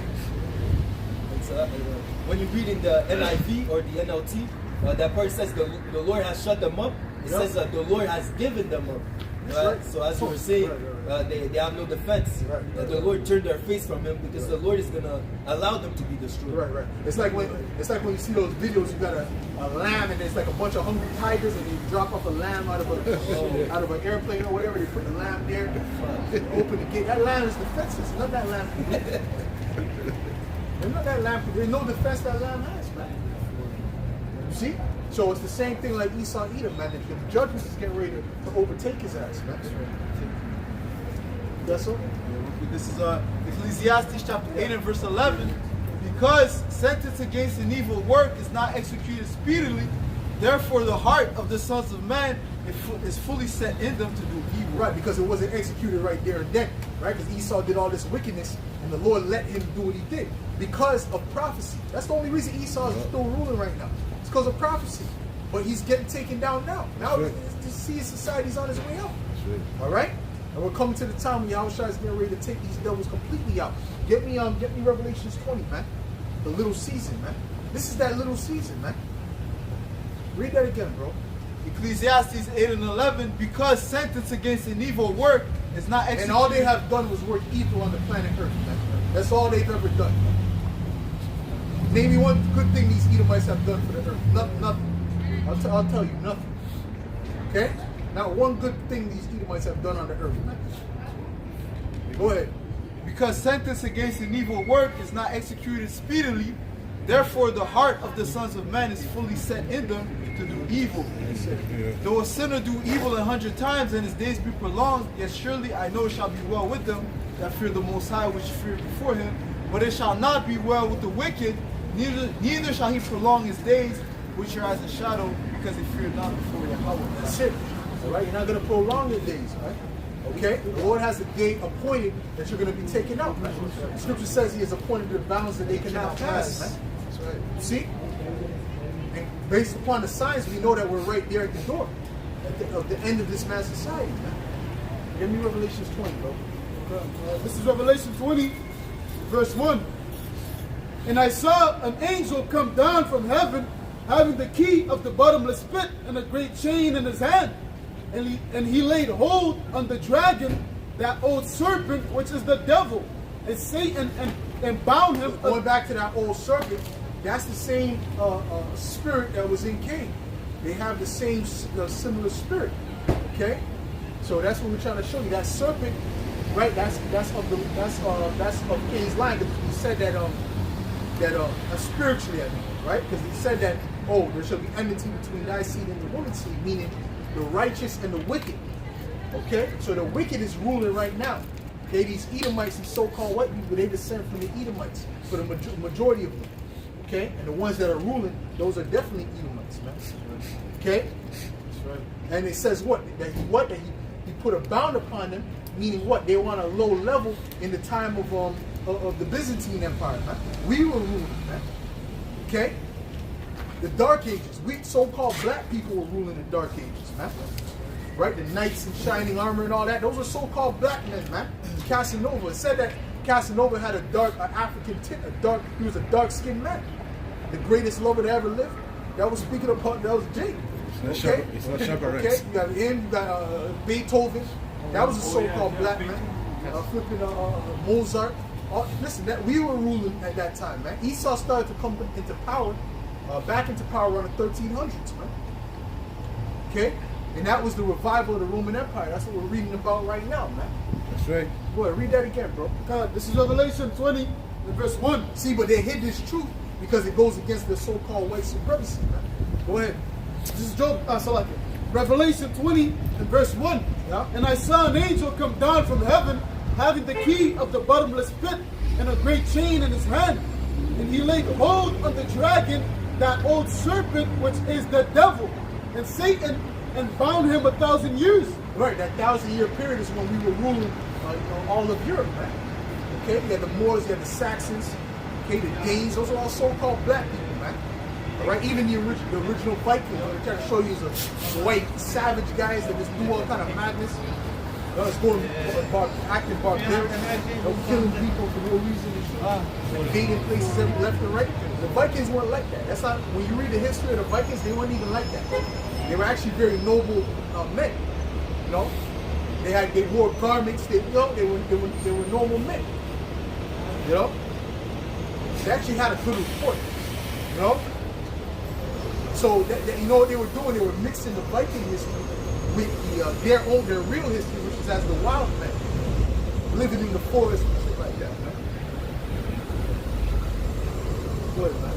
Verse 3, and cast him into the bottomless pit, and shut him up, and set a seal upon him, that he should deceive the nations no more, till the 1,000 years shall be fulfilled. Yep. And after that, he must be loosed a little season. Right, and now he's been loosed a little season. So the little season has to play out. Now the Lord ain't just going to take him out because he did some wickedness. That's what he's supposed to do. Okay? He's the wicked. His working is after Satan. But the Lord is going to, people will now let. Go ahead, read that. This is 2 Thessalonians 2, and verse 7. It says, for the mystery of iniquity doth already work. Right, meaning the Romans were already Edomites that were in power, man. See? Go ahead. Only he who now letteth will let until he be taken out of the way. And the Most High, right, so the Most High is allowing him to go on up until that time appointed, man. Okay? So we're at the point of the end. Right? We keep saying we're at the end of this man's society, man. All right? See? World War III is the final war to end all wars, man. Scriptures say that 2 wars have passed and the third coming quickly, man. So we're at that time now. All right? And after that, that's the end of the wicked rulership of these Edomites. And it's the beginning of our rulership under Yahweh Shai, man. That's right. That's when the kingdom of heaven is going to be established, man. Hold on, read that. This is Ecclesiasticus 10 and verse 4. The power of the earth is in the hand of the Lord, and in due time he will set over it one that is profitable. So one that is profitable is Yahweh Shai. So he's about to set him up. Okay? But he's allowing this Edomite to play out his wickedness up until the end, man. What? 2 Ezra 4 verse 37. By measure hath he measured the time, and by number hath he numbered the time. Right. And he doeth not move nor stir them until the said measure be fulfilled. Right. Said measure, meaning what? He has to accomplish his role. He hasn't accomplished. Is the mark of the beast here yet? Well, it's here, but is it fully implemented and mandatory yet? Not yet. Once that happens, you know that's pretty much one of the last prophecies, man. That, and now we got to do is wait for the missiles after that, man. That's it. Once that pops off, all we got to do is wait for the missiles to come back. You see? And he's getting ready to implement that. What is that? That's the so-called the microchip, man. That he's getting ready to try to tell everyone they have to take it, man. To give you all kind of reasons under the sun to take it, man. Oh, it's for health. Oh, what if you lose your child? Oh, what if this? What if, oh, you can open the door with it. Oh, wait, your computer. Oh, there's a lot of identity theft going on now because of AI. See that? Yeah, you want access to your money. But at the end of the day, that AI was a damn trap to begin with. Because they're going to use that also to say people need ID to come on the internet. Because notice they're doing all these different, and they said that within their, I remember hearing that when I was doing the different videos on the different WEF meetings. Okay, one of the things they were saying was that, oh, AI, you can't trust robots. You know, they were demonizing it already, and it wasn't even a big thing. Because they were getting ready to make it a big thing to the point where it's going to be like you don't know who's who. You know, a guy will think, you know, he'll do an interview that he just did he'll think it's an official, he'll think it's Putin doing the interview, right? But it's not Putin. Everyone will think it's him, right? And it might have an account that is exactly the same as Putin's account, but it's not Putin. But that's not Donald Trump, or that's not Joe Biden. You see, it's hell, man. It's getting out of hand now. We got to do something about this. Now everyone needs IDs. You see that? But there was even a video of AI basically rapping. You know, I think it was like Jay-Z. Yeah. You know? And it sounded like it. Yeah. Yeah. There's a guy who made a Kanye West songs with AI, and it sounded exactly like his voice. That's fucked up. Yeah. They're gonna. Yeah. AI version of Joe Biden. Yeah. He looks like an AI. Yeah, that's what I'm saying. So they might do that with the prophets. I was just thinking that too. I knew you were going to say that. You know I'm gonna say that, man. Yep, that's it. But that's what they were going to use that to demonize. You know, Esau's a damn witch and a demon, man. Or that's his miracles. Okay? You know? You might see something, might have a brother say, I'm going to do this and that, and I'm going to blow up this and that. But that's not the brother, but it might have the brother's voice. Yeah, with his image on it. So like I had no question. And Esau has to reach that pinnacle, all right, to the point that it's like undeniable, not undeniable, but like to the masses, it seems like, yo, this guy can be taken out of power, right? Until what?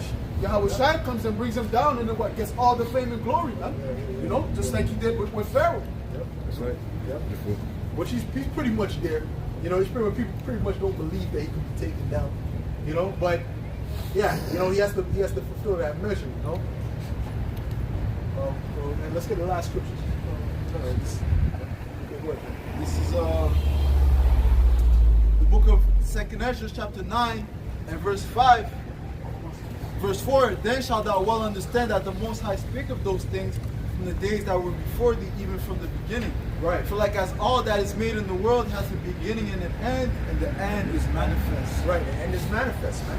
It's clear that we're at the end. You know, based upon what the prophecies, man. The Lord gave us the measuring stick, man. It said, measure the time diligently. So we're measuring it with the scriptures. Saying, okay, the Lord said this was going to happen, and this was going to happen, and this was going to happen. So now we're seeing it. All right? So we're at the end of Esau society, and we're coming to the point now where the Lord is about to establish the kingdom of heaven, right? All right? But first, Esau has to implement that mark of the beast, which is that microchip. Okay? Good. Job 14 and 5. Seeing his days are determined, the number of his months are with thee, thou hast appointed his bounds that he cannot pass. Right, he's appointed his bounds that he cannot pass, meaning he's a certain time period that every man cannot pass. So how much, these Edomites, how much more their rulership, man? Go ahead.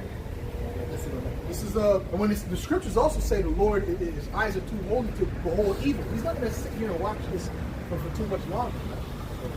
What? This is Revelation 9 and verse 15. In the fourth, I'm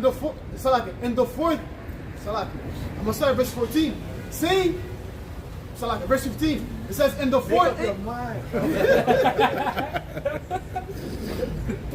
this is Revelation 9 and verse 15. And the four angels were loose, which were prepared for an hour, and a day, and a month, and a year, for to slay the third part of men. Right, the third part of men is dealing with what? What's that dealing with, brother? Go ahead. Okay. It's dealing with the son of the wicked. And those be what? Esau, Edom, man. So the Lord, going back to what the brother read in Job 14 and 5, you know, the Lord has a particular date in his calendar that what Esau has to go down, man. Right. You know? That's it. All right. Revelation 12 and 12. Rejoice, therefore rejoice, ye heavens, and ye that dwell in them. Woe to the inhabitants of the earth and of the sea, for the devil is come down unto you, having great wrath, because he knoweth that he had but a short time. Right. That's why Esau's getting ready to come down with great wrath. He's getting ready to really get busy, man. It's about to be real. He's talking about draconian, man. Okay, he's about to go all hard body on these people. That's right. Troops, and they might see somebody if they said it was a curfew. All right, I'm grab his hat, put a black mask over his face, put a black bag over his face, put it down, truck somewhere, you know, kicking in doors. And we heard when you were saying these particular words that are against the government. You know? Wow. So Esau's getting ready to come down with that great wrath. Matter of fact, get Revelation 13 real quick. What you got? This is Ezekiel 21 and verse 8. Again, the word of the Lord came unto me, saying, Son of man, prophesy and say, Thus said the Lord, say, a sword is sharpened, and also furbished. It is sharpened to make a sword slaughter, it is furbished that it may glitter. Shall we then make mirth? It condemneth the rod of my son as every tree. Right, so this is not a time of mirth, this is a time of being serious, all right? Because the times that we're coming into is serious, man. All right, there's going to be a lot of death in the earth, man. All right, we're talking about billions of people are going to perish when all is said and done. All right, that's what Yahweh Shai has set up. It's all for the purpose of judgment. Okay, all the wickedness that's going on, the judgment that these Edomites got to get, the judgment that Jake has to get. Jake ain't getting right. What's going on? Shalom, brother. All right, because Jake ain't getting right, man. He ain't trying to do the will of Yahweh Shai. Everyone's trying to do their own will. Go ahead. Verse 11 says, And he hath given it to be furbished, that it may be handled. The sword is sharpened and also furbished, to give it into the hand of the slave. Right, which is the Edomite, man. Which goes back to Cain. What does the word Cain mean? A weapon. Okay, a weapon. That's what Esau is, man. Anyways, Revelation 13, you got that? Let's end off on that. Huh? Okay. Get to the point. This is Revelation 13 and 15. And he had power to give life unto the image of the beast, that the image of the beast should both speak, and cause that as many as will not worship the image of the beast should be killed. Right, so if you're not worshiping the image, meaning you're not bowing down to the system the way they want you to bow down, well, you're going to be put to death, man. Point blank, period. That's what we're coming to, man. We're coming to that point. All right, where it's going to literally be life or death. And we're going to see how real the majority of these people are, man. All right? We know these people ain't real. All right? There's a very finite amount of people, very small amount of people that are going to keep their integrity. And that's called the elect. That's right. Go ahead, man. And he causeth all, both small and great, rich and poor, free and bond, to receive a mark in their right hand or in their foreheads, and that no man might buy or sell save he that had the mark, or the name of the beast, or the number of his name. Right, or the number of his name, man. So but ultimately, the mark comes with all of that. Okay? So you take the mark, you're getting the name of the beast and his number. Okay, which the mark is what? The C hit, man. The RFID C hit. What you're about to tell these people to put inside themselves, man. Oh, to be safe. That right. All right. Peace is safe. When they shall say peace is safety, man. You know?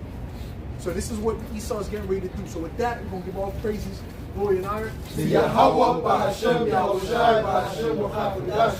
Come on, to the apostles and elders of great no stone citations. Much love and respect to God out there pushing this word out in truth and sincerity.